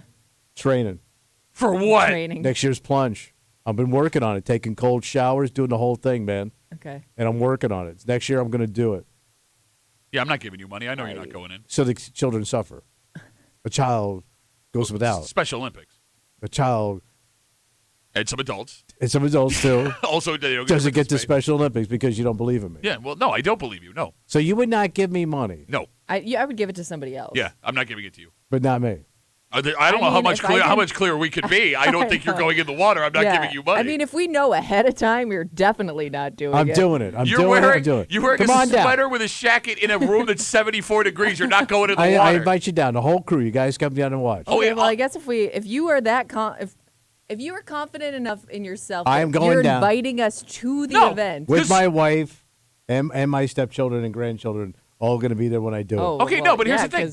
I'm still stiff. Yeah, I know. We're going to get up, fight the traffic. He's not going to be there. Disappoint your grandchildren? I'm sure I'm going to disappoint these kids somehow. No, you're not relevant enough where they'll care. 252 WCMF. Again, the polar plunge over the weekend. It's to raise money for the Special Olympics. It's one of their biggest fundraisers. And Kimmy brings up a question I'd never considered because lots of people in the community are raising money online for the polar plunge. Sure. It's like one of those, give me money, I'm going in. If the money went to the right space, but your friend just decided not to show up that day, I hate it. I would. I don't want it back because I'm taking it from a charity. Right. It would change forever. Would you bring it up if you found out? Oh yeah. Oh yeah. Really? Oh yeah. Like, but that as a joke, or would you be upset? Like, I could do it as a joke.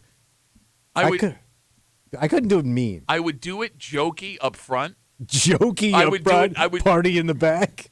What are you? Is that a mullet of a statement? I'm saying, like, I would make it sound like I was joking, but there would be legitimate anger. Oh, so it'd be a hint of truth. Yeah. In your mockery. Yes. Okay. Yeah. All right. That's acceptable. And I want them to see. I want to see what their response is. And then if they're like, yeah, no big deal, right? Then I would get mad. What if they held true to saying like, no, man, I did it. Oh, you're lying. Like you know they did. And I would. If I had evidence, I'd throw it right in their face, and then I get mad too. Yeah, no, it sucks. You would go to that length. I would. You're gonna gather evidence. You know how petty I am. Witness statements. Petty LaBelle, super petty. All right, so I guess the moral of the story is do your plunge. Yes, and what's funny too is Kimmy, we had to do stuff like this all the time when we were kids in school. Yeah. Like we brought up the laps for life where you would swim. There was like jump rope. Jump rope for heart, for the Heart Association. And my parents would always make me do these things. And it was like the cool, popular, all the kids were doing it. You didn't want to be left out.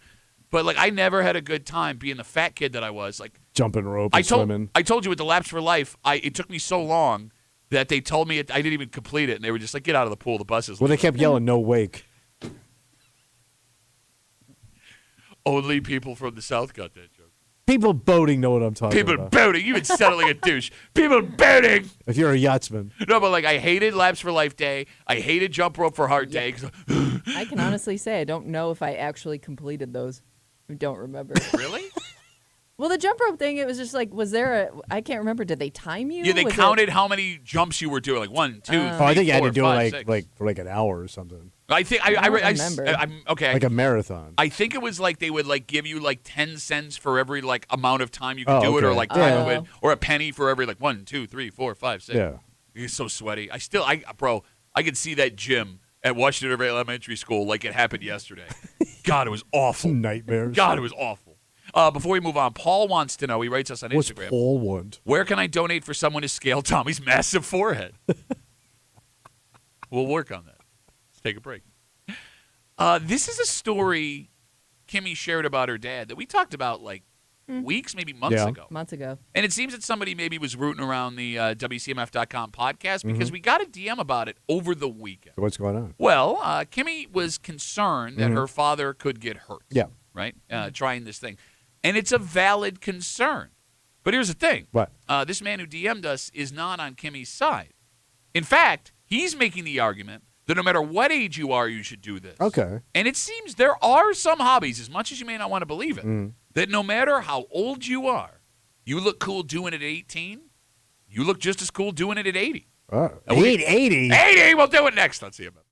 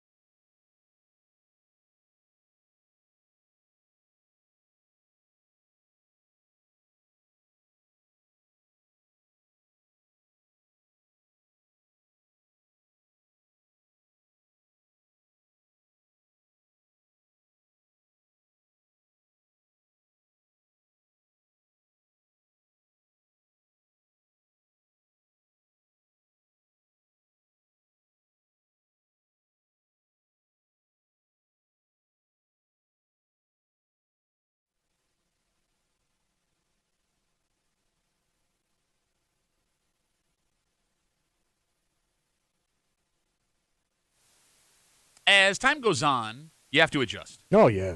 You can't do all the things you used to. There are things new that you shouldn't try. You're gonna hurt yourself. Well, because of that, you could hurt yourself. And especially the parts you need. But also because you may look really dumb trying things at a certain age. But there are some activities, it seems, or at least being argued now. Yeah. There is no time limit. Whether you are 18 or 80, you look the same kind of cool doing this. In a fight Kimmy is having to keep her dad out of this sport, maybe one that even at his age, he'll look pretty badass doing. You're hanging out in the break room, Rochester's Classic Rock 96.5. WCMF. We'll jump right into it. Kimmy, you and your family have had a problem with your dad wanting to try something new. Yeah, his new kick was he wanted to essentially try snowboarding and not like take lessons, but just straight up get on a snowboard and get to it. Okay. But that's kind of his lifestyle. He's got the mustache for it. Well, he likes doing physical stuff. He does, he's an adventurous guy. But he's not like he's never been on a skateboard. He probably hasn't skied. Hold on, your old man's been on a skateboard. You weren't around when he was a kid. I'm telling you, we had skateboards. My brother and I would go down the driveway. I've never seen him step foot on a skateboard. Except if you went to bed, he kept trying to qualify for the X Games.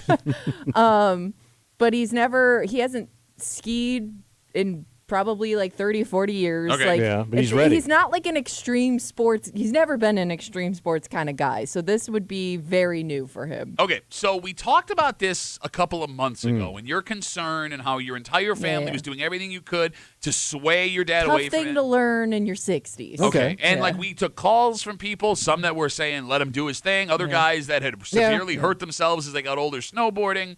Gotcha. Now, Kimmy, here's the thing. Yeah. Injury risk, totally understand. Right. But there could be a problem here. What's the problem? Well, over the weekend, somebody must have gone back to WCMF.com, where you can, by the way, find every part of our show we've ever done, WCMF.com in the podcast section, because all of a sudden, this topic comes up from Jack, who writes us on Twitter. What's Jack's problem? Jack writes, Kimmy should just let her dad snowboard or ski. If he's athletic, he can pick it up. Plus, it's one of those things that makes you look cool, whether you're a teenager or an old man. Now, his argument for Kimmy's dad's safety aside, do you look cool no matter what age if you're snowboarding? I think there's a difference there, because it's different when you're learning to do that thing at 60 than if you're somebody that's done this their whole life and you're already a pro at it. You know what I mean? I understand. Like if you're learning the hobby for the first time, you're not going to look as cool as if you're somebody that's just already it's second nature to you. Okay, but let's even talk about your dad in all the snow gear at his age, helmet on, goggles up on top, walking up. If he gets good at it, no, sure. I'm saying even before he gets on the hill. I mean, just him in that get-up, even looking like an old guy, with all due respect to Kimmy's dad. I know you're saying you look pretty cool looking. You can't say he doesn't look cool. So you think he'd get laid? Until you take a tumble. Well, yes. You know what I mean? Yeah, I think then you're a big pile of dead dumbass. Yeah, so I think like you actually have to be good at the sport or hobby or whatever to make it look cool if you're an older guy. Okay, but no, I disagree with you, and here's why. Right. Not every sport gives you an automatic, I look cool no matter what my age. For example, if you go to the Y and you see a 70-year-old guy walking into the gym to play basketball and he's wearing rec specs and knee pads to play pickup lunchtime, it's not a good look. Yeah. Same for the 68-year-old guy you see getting out of his car, 2 knee braces, T-shirt that's too tight to go play softball on a Tuesday night in Webster. But those are standards. But that's what I mean.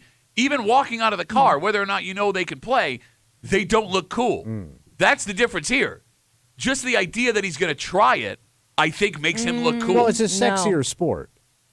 I don't think trying it makes you look cool. I think it does the opposite. I feel like you're biased because you really don't want your dad to snowboard right now. No, I'm thinking like you, because here's the thing, like I can say that a guy in his 60s snowboarding would look cool if he was good at it. Okay. If he looked like he was a pro. A guy hopping on a skateboard in his 60s to go down the street or go wherever he's going looks cool. And a guy just learning it for the first time is not going to look cool. All right. He's going to just look like he's struggling and in pain. The phone number is 252-WCMF, 252-9263. What are the ageless, cool hobbies? Whether you are 18, whether you are 80, and everywhere in between, if you do it, no matter your age, you look cool. As a sport. Okay, go ahead, I'm sorry. I'm trying to think of like guys do it well, like when they do it it makes the news when they're old, and it's skydiving. Wait, that's cool? It looks pretty badass. Well, it's about as badass as it gets, man. Like, when somebody does it of age, it's always in the news. Like, 80-plus skydiver, and some of those guys do it for the first time. You see them old grannies doing it, too, once in a while. Yeah, but with all due respect, I would argue you don't need any skill to skydive. Well, you need balls. Yeah, You're just falling out of the sky. But you got to be a thrill-seeking But person. That's about as ballsy as it gets. So Well, I would I don't say know. if I saw a guy, like, with that backpack, walking out to a plane, and he's my age, I'm going, man, that dude's got some nuts. No, but it's funny. Like, you're just meeting God a little earlier if it goes wrong. Like, I mean, like, the older But you you're get. also scared of heights. I am terrified of heights, but here's the thing. All right, the older people get, the less impressed I am by them skydiving, because it's like leaving work at 10 in the morning versus leaving work at 4:45. You're just shaving 15 minutes off the day. Worst case scenario.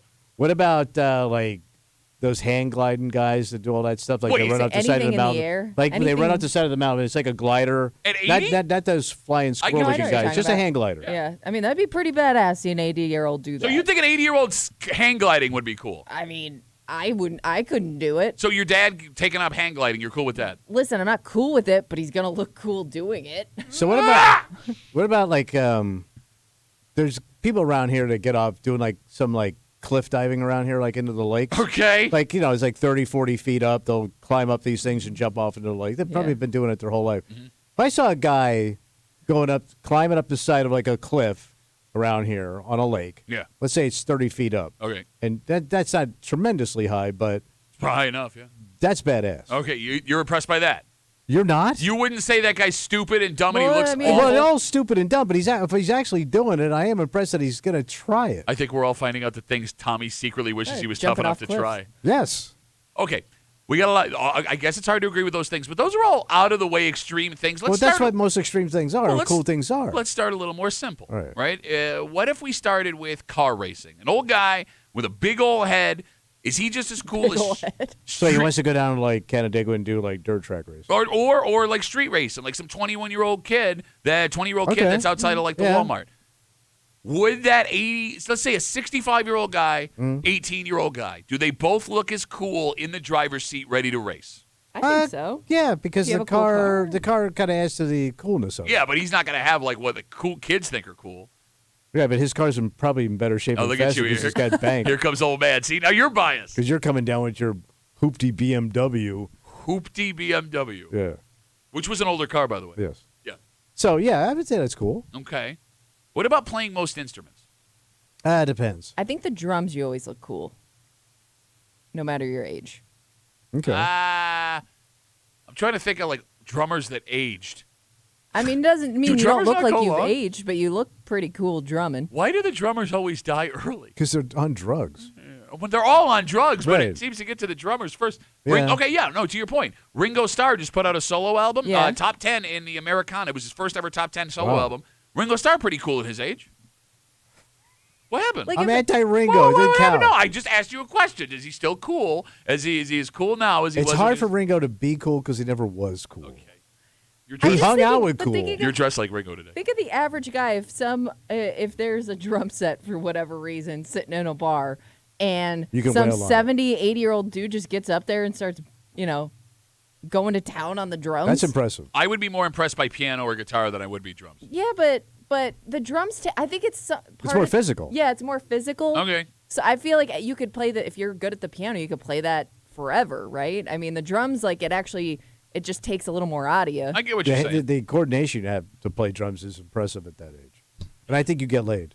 I would argue, no matter the instrument, and I get your argument for drums, that when somebody sits down and can play an instrument really well, it automatically takes 20 years off of you. Well, yeah, I mean, yeah, it shows a skill and it's pleasant to listen to. So, yeah, you're performing. No, but I mean, I'm telling you, like that person, you could look at them. They will sit down and start playing that instrument, and they are immediately, and I don't know how it works in my brain, 20 years younger. And for example, like if you go see a band that's been around for a long time, Yeah. and they'll walk out and you'll think like, oh man, that is not what I thought. Yeah. And they'll start to play, and if they sound tight, all of a sudden it's 25 years ago. Okay. And they look different. If the music is good, they look Well, different. because your mind goes back to the day. Yeah, all right, that makes sense. 252 WCMF. We got Facebook messages coming in now. We're talking about Kimmy's dad. A couple of months ago, we had told you how Kimmy's dad wants to learn to snowboard in his 60s. and she was vehemently against this. Jack must have caught this on the podcast over the weekend because he says Kimmy should let her dad snowboard or ski. He's athletic, and no matter how old you are, 18 or 80, you look cool skiing. We're asking, what hobby, no matter your age, will always make you look cool? Tommy has picked skydiving, hang gliding, and cliff diving. I got another one because I just thought of it because I saw it this summer. What, astronaut? No, but There you go, you idiot. Come on. Go ahead. Old guy Shatner went up into space. He just sat there. He didn't do anything. It's his second time up in space. First time. No, second time. When was the first time? On television. Oh, my God. How about water skiing? Oh, you'll see that on the lake in the summertime. Older guy water skiing. Is his shirt on? Yes, his shirt's off. Okay, Did you say on or off? I said on, Oh, but yeah. his fantasy took Well, over. no, you and might the have a shirt went life off. vest on, though. Okay, so you're covering up the So you have manholes? a Okay, all right. Shirtless life vest. What are you, a pansy, 80-year-old guy? Water skiing with again. We don't need a floater showing up in spring. I would say if I saw an older guy, that takes a ton of coordination and strength. I would That's another say thing my dad thinks he can learn right water now. ski. But he's never done it before. Ever? But he thinks he could just hop on there and go. Is it hard to water ski? It's I think brutally hard to I water think it's ski. pretty hard to learn. Can I tell you a story? I love a good story where you get hurt. Okay, so my dad, he had his boat. Yeah. And my dad is a very good water skier, at least was when I was a kid. He could Yeah. barefoot water ski. Yeah. Right? So, first time I'm ever going to go water skiing, we're at Canisius Lake, and I've got to be like 12. Yeah. And my dad tells me, I'm in the back of the boat. He goes, whatever you do, don't let go. Mm-hmm. So I go, okay. Yeah. Whatever you do, don't let go. So, boat guns it, takes off. Yeah. Right? My skis fly off. I am being dragged underneath the water. I'm looking Well, you up. were in the parking lot. It doesn't count. So basically you're getting dragged underwater. Yes, underwater, and I'm looking up, and I can see like the sky and the sun Yeah. underneath all this water. Yeah. But my dad told me, don't let let go. go. So I'm holding on for dear life, and I don't know what I think is going to happen. It felt like, Well, I know what he was hoping was going to happen. bro, I almost legit. I kidding, thought I yeah. was going to drown. Man, you got one hell of an enema. It was from the front. No, you it goes idiot. all the way through. Oh, is that what that's? Yeah. Not, that's called drinking. How do you take enemas, you idiot? I'm doing it wrong? No, but okay. To your point, Yeah. if my dad could still water ski at Yeah. his age in his 60s, yeah, I think I'd be impressed. And there's guys that do. There's guys that grew up around that lake. They've had these lake joints their whole life, and they still do it. Well, to your point, 252 WCMF. Jeff's on CMF. Hey, Jeff, how are you, buddy? Hey, how's it going, Duffy? Good, Jeff. What's up? So let's forget badass guys. How about badass women? Oh. Every year, my wife slaloms around our lake on a water ski. She's 64 years old. Damn. That's pretty badass. Jeff, does it get you going a little bit? Yeah, of course, man. Fastest bikini in the county.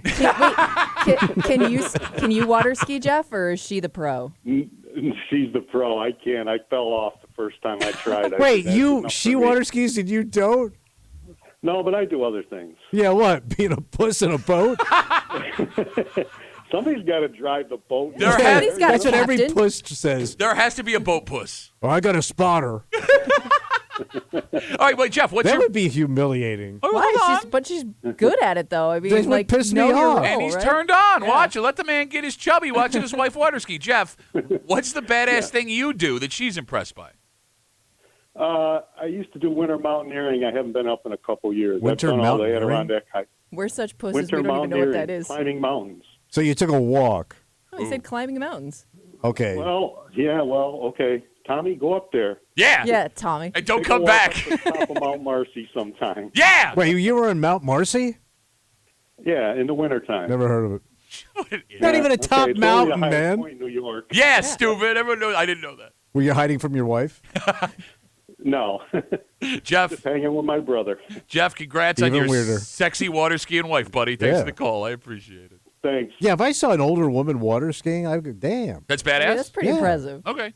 I love how I really wish Jeff would have made up a more badass thing than what he said. What? Taking than a it's walk for up a himself. mountain. Yeah. I mean, I don't know. Is it hard to do in the winter? Well, Honestly, listen. I don't know enough about any of that kind He of outdoor gave that stuff. thing a fake name to make it sound tough. Winter mountaineering. No, Yeah. it probably sounds we are It's not called outdoors hiking. people. Mountaineering. What does that even mean? Well, Unless we you don't come know. down with like a bear carcass, you took a walk. Why would you take a bear carcass You down? killed it with your bare hands. Why? With your bare hands or your bare hands? There ain't a bear I've met or a bikinied woman I haven't dated. Fastest bikini in 4 counties. 252 WCMF, 252-9262. Again, we're talking about off of Kimmy's dad's wanting to learn to snowboard a couple months Now ago. he's in a bikini behind a boat. I can watch that. Sure you would. Sports, that was a joke. Activities or Pretty sports? binoculars. Shut up. Whether you are 18 or 80, anywhere in between, doesn't matter your age, these make you look badass. All right, we got Facebook messages coming in. Richard writes us, chess makes you look badass because you're smart. You're impressive at 18, you're impressive at 80, and everywhere It makes in you between. look like a drunk Russian.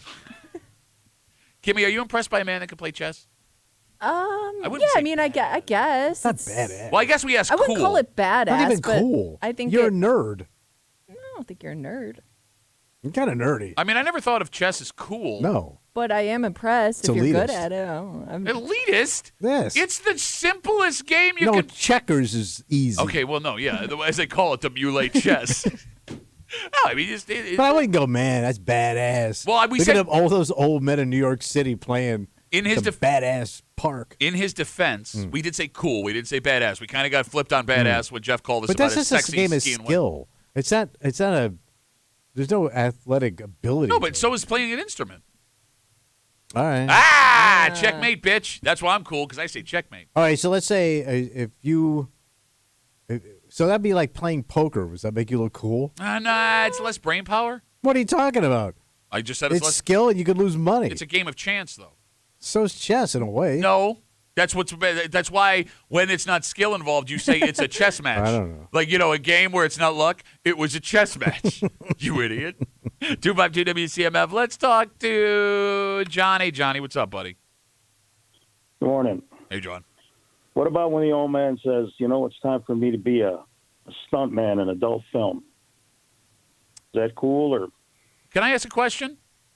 Mm-hmm. What adult films are you watching that require a stunt man?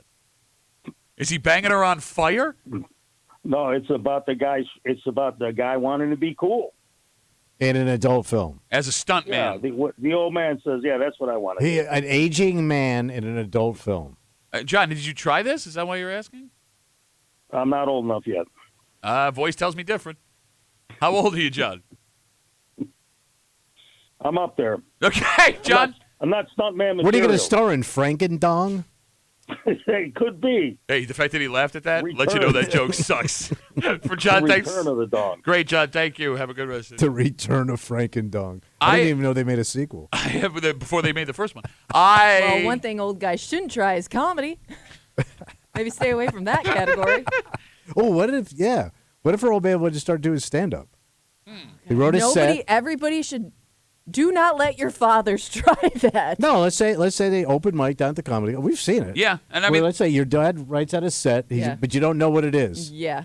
He's been working on it, That's terrifying.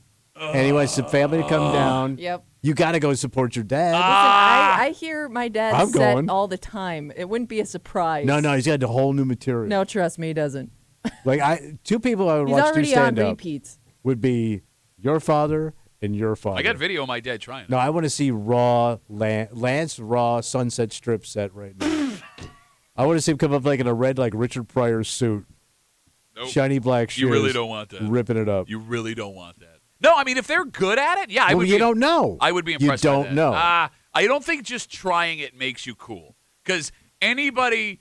Well, let's say you hit. Let's say we've seen guys get up first time and have a nice set.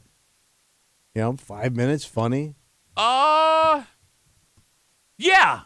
But you would have to have a nice set, which would almost be impossible first time. I mean, you know this. Good enough. You get some No, they're not chuckles. got my ass. Come on, man. That would be funny if he just talked about my son's ass. Bro, the first time you're up there, everybody sucks, and it feels like you're on fire. It feels like you're on fire. How do you think her dad, my dad, would handle being on fire? I'm going. I'm in front row. 252 WCMF. Let me run through some Facebook messages here. Dale says yard work. No. Okay, somebody wrote us that on What Twitter, do they write? We also got yoga, which they're not wrong. I don't want to see some old man doing They wrote. yoga. They wrote. I follow a bunch of yoga accounts, and some of those people look badass. And into their 70s, they can do handstands and crazy balance moves. The flexibility is insane. Do you want to see an old man on all fours? Not in prison. Other than you? It's I will ugly. say, like anybody good at yoga, it's impressive. Men or women. Well, look, I mean, I've been hearing from guys that are getting older that like to work out, that they can't lift weights anymore because their joints are just shot. Yeah. Like they went in that direction, and they say it's just as hard. But that would look badass. Like cool. We a started man with his cool. legs splayed open. Well, if you're doing like handstands and stuff, like bouncing on That one would be arm, pretty cool, I mean, badass. That's pretty badass. I don't want to see an old man upside down. Oops. First of all, his balls would be literally in his face. He could choke on his own nuts. And I don't want to see that at the park. Yeah. Like an avalanche of nuts coming at him. Shut up. Like a ball sack landslide going towards his face. Well, I'll be Being driven by his penis. seeing balls. I can't even do Fleetwood Mac now because you did the tank.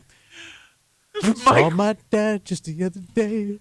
Was so sad he choked on his sack that way. That doesn't. Okay, we're going to the phones. 252 He said, WCMF.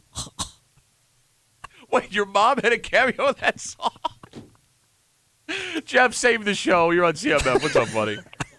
Actually, Kimmy misheard me. My name's Chaz, but I'm surprised that hockey hasn't been mentioned yet. Okay, so you say any man or woman, any age, cool playing hockey. I think so. Okay, I so mean, an older person on skates, like moving pretty well, is pretty impressive. all right, so Chaz, you play beer league, I'm assuming. I'm the president of the Flower City Warriors. Ah, okay. What? How old are you, Chaz? I am 33. All right, 33. Now, here's the thing, Chaz. I want to believe what you said. I do want to believe what you just said. He's the president. Watch your mouth. Well, yeah, no, that's right. He's got his Secret Service coming around to take care of you in a second. Chaz, so I had an experience, because, I love playing hockey. You know how you're out there and you feel badass and you're flying around, there's a wind in your face, right? You're dangling, you're shooting. Feels awesome. So they have this thing, and you guys watched it with my daughter's hockey game. It's called Live Barn. Yeah. If you subscribe to it, it's a camera in every rink, and you can go back and watch yourself play. And Chaz, I made the mistake of going back and watching myself, thinking I had done something really cool and athletic, and I was horrified by what I looked How like. slow you were actually moving. I could say I myself do not look cool or badass doing it. I was very disappointed. Chaz, have you watched yourself back? No, we mainly use Live Barn to figure out who started fights. Okay, good call. All right. Chaz, listen, man. Keep playing. I'm going to keep playing. But I don't think we look badass or cool. That's your opinion. All right, well, there goes cool playing Chaz. I guess because it's so common around here, I wouldn't look at it as badass. I will say this. It's like something more unique. Chad, we lost Chaz. If an old guy like in his 60s, 70s, or 80s can like skate, I'm impressed by that. Sure. It's badass. Yeah, that's what I mean. Just like being able to like move around and look like you're, you live on those skates. Okay. is impressive enough for me. All right, well, good. I finally impressed Kimmy with something. Let's take a break. All right. With all this cold and stuff, believe it or not, people are now spending time planning vacations for spring break and summer. They're starting to get cabin fever. Well, no, I mean, it's a big vacation planning time. Oh, true. And in front of us, we have a couple of trends, some of them that aren't surprising. One that is very surprising. Oh. Because everybody always wants more time on vacation. But it turns out we are leaving vacation on the table. What? And we'll get to it next here in the break room on CMF.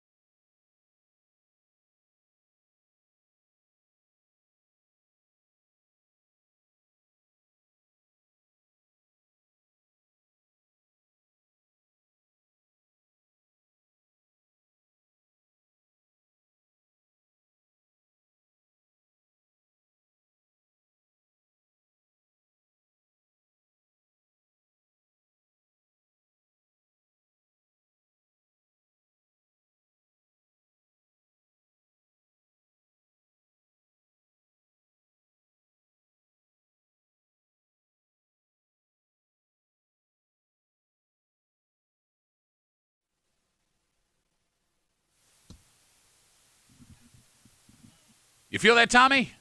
Yeah, what is it? That's vacation. Oh. It's right around the corner. And we are currently in a time in America where most people are planning their vacations for spring break or summer. It's always nice to dream, start clicking on things to get you out of the cold weather. Yeah. Where we're headed is not surprising. But there is something surprising in this study. What's going on? You're hanging out in the break room, Rochester's Classic Rock 96.5, WCMF. So AAA puts out their annual top vacation plans for 2025. Okay. Right? And I have the top 5 destinations in America in front of me. You want to Probably take standards are like Disney. well, I got states. Give me 1 through 5. Go. Florida. 1. One of the Carolinas. Nope.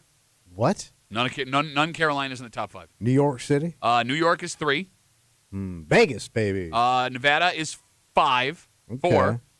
New Orleans. Yeah. How'd you nail that? Oh. Super Bowl has to help with that this year Sure. with tourism plus Mardi Gras. Hawaii was number 2. Hawaii. Who's got the money to go to Hawaii? Because you can't even drive to Hawaii. Right. And I don't get the benefit of going there with just going down to the Caribbean. It's just like the heat and the beach. I mean, maybe people have DWIs and can't get out of the country. Oh, that's a good point. And you don't have to worry about going through customs. It's an island of drunks. So here's the thing. With Florida, Hawaii, New York, Vegas, Louisiana being the top 5, not surprising. But what is, Tommy, according to AAA, most Americans are not going on vacation for as long as they can. Oh. AAA found Americans leave more than combined 600 million work vacation days unused. Damn. Meaning that if we were to include every man, woman, and child in the U.S., the average American is eating 2 vacation days a year. So we're taking shorter vacations. Yes, and it's actually higher, seeing as we can't count kids and some folks don't get paid vacation. So it's very possible that the average American worker that gets paid vacation days is leaving 3 vacation days on the table every year. Well, you may not be leaving them, but you're not going anywhere. You're doing a staycation. No. We're not using the vacation days, period. Okay. Done. End of story. Wow. Anyone want to take a shot as to why? 252-WCMF? Well, I guess I could understand if you have kids, you're probably planning your vacations around what they have available. So school breaks. And, you may be limited for how many vacations you could take anyways due to, like, their sports and stuff like that. Okay, that's a good call. So maybe, because your kids can't really take that many days to go off somewhere, then you're probably not taking as many days from work either. But you got all summer when the kids are off. Yeah, but if they play any sport in the summer, you're at a tournament every weekend. But that's always been the case, right? You always had kids doing something. I don't know. Travel sports is a Maybe new it's monster. Worse now. I mean, look, I mean, there are some parents. I was at a tournament with my daughter over the weekend. I left right after work on Friday, came home yesterday in Ottawa. There were parents that left on Wednesday and went Thursday, Friday, Saturday, Sunday. How? I don't know. I mean, they have jobs where they don't embarrass themselves on the radio, I guess. So, okay. I don't know. But no, I mean, to her point, you're right. There is a big investment. It's also the expense. So you're telling the added cost coming with days off? Well, vacations are like you're paying like top dollar for every goddamn thing you're doing. True. But that's got to hurt. Okay, you're right. I would understand not taking those 3 days to stay on vacation, but not just to take them to lay around the house? So the staycation, if you've ever done it, and I think everybody has, it always turns into home projects. Okay, can I just time out real quick? I do want to point out, before you go off on staycations, you think staycations are for trashy people. Well, it never works out that well, yeah. But go on, I'm sorry. But only the best trash. But every time you take a staycation, you end up just doing stuff around the house. Okay. You'll end up buying something you needed. Okay. Or you have to fix it. It never works out where you're going to treat your house like an Airbnb. Okay. And it's impossible. And to your point, even if you manage to go out every day, I mean, just walking out the door on a day off costs you $50. Well, yeah, you're going to go out to lunch, you're going to go out to dinner. Exactly. I mean, just putting gas in the tank. You can do nothing. It's going to cost you $50 to leave the house. On top of everything else you have to do because you're home. So we're at a point in American history, then, if our theory holds true, that it's too expensive not to go to work, even though we're going to get paid to not go to work. Right. That's the stupidest thing I've ever heard. But I think we're one of the few countries that doesn't take vacations. Well, most of those other developed countries take vacations. Yeah, I mean, you look at Europe, right? They get months off. They're never on holiday. What? Yeah, like that. They say it like that. Holiday. Going on holiday. What are you doing? But she's right. They even call it a holiday. Yeah. It's the first time Kimmy's ever tried a voice outside of making fun of Tommy on the air, and we were here for it. And now I wish I wouldn't have killed her because she's not going to do it again because I've ruined her confidence. Yeah. What other nationalities could you do if they were going to go on vacation? I don't know. What else do they call it? I only know holiday. Let's go with holiday in Russia. I don't know. I ruined it. You think your holiday is scary? Holiday for them is a trip to the border of Ukraine right now. No, I mean, I don't know, man. I get it. I understand not wanting to be away from work and the stress that comes with feeling like you're disconnected. The stress that will come with the work that you know will be there waiting for you because it's not like someone else It just is gonna do piles it for up. you. But at the same time, like, everybody's working for the weekend, and you have a literal weekend that we're all leaving on the table. And it pisses you off when you see other people taking vacations they're posting them. Yeah. Because then you feel like you're missing out. Yeah, But you don't there's have that to. Too. You don't have to. I think, you're right, because I would think people would be taking more vacations seeing everybody else doing it. But then you go, I can't afford that. 252 WCMF. Again, AAA puts out their annual top American vacation plans for 2025. And the destinations here in the States, not surprising, Florida, Hawaii, New York, Nevada, and Louisiana, top 5. But, again, the study shows us that Americans combined leave 600 million work vacation days unused, meaning that if we take out children, right, and people that don't get paid vacation, we're probably leaving around 3 days per person of paid vacation on the table. Yes. We've also seen studies that show, because our workplace switched to that unlimited vacation. Yeah. We can take a day off whenever we want. Mm-hmm. Companies that switched to unlimited vacation found that their employees took far less vacation than if they had days that were assigned to vacation. Yeah, so you're not even – you're giving the leash is off and you're still sitting there. I would love to see somebody push it as far as it'll go just to see where that line breaks. Oh, how much you could take? I'm taking 2 weeks off every 2 months. Yeah, because then that'll be the flag. But it says in whatever I'm signing or employing, I have unlimited vacation. Well, that's what I wonder if there are more. There's more hesitation to take it if everybody's taking it at the same time, or depending on what your job is, you may have to stagger it, which would also lead to people taking less vacations. But we shouldn't have guilt. And look, I say this having guilt, right? Leaving and going on vacation, right? But we have a very unique job where I just love hanging out with you guys and doing it. It's great, right? But if you have a job that you don't love, it's a grind. It's a lot of pressure. Yeah. Why do you feel guilty? Why? That extra day isn't going to matter. It's been pounded into our heads since day one. Well, maybe we should fix it. We should rise up. No, I'm not saying right. I'm not, take off vacation. All of a sudden, we're having a revolution. I was just saying don't feel guilty. But I came in here the other day, and I did exactly what you're talking about.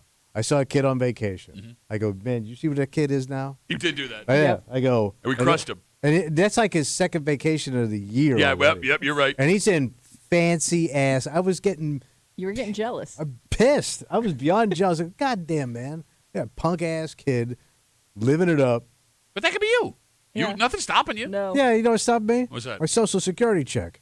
For God's sake. They're cutting it back. You hear that? No, cut back. what'd you hear? It's getting cut back. It's come back? I'm going to fix the income. It's all right. Just go to Canada. Everything's okay up I got to there, take my liver pill. And you know my liver needs its pills. Take my liver pill. You sound like my basset hound. Does your wife put it in cheese so you'll eat it? No, I'm sorry. Put it in fennel. I want to eat cheese. Get fat. We come back, wrap it up. We get more voices from Kimmy next here in the break room on CMF.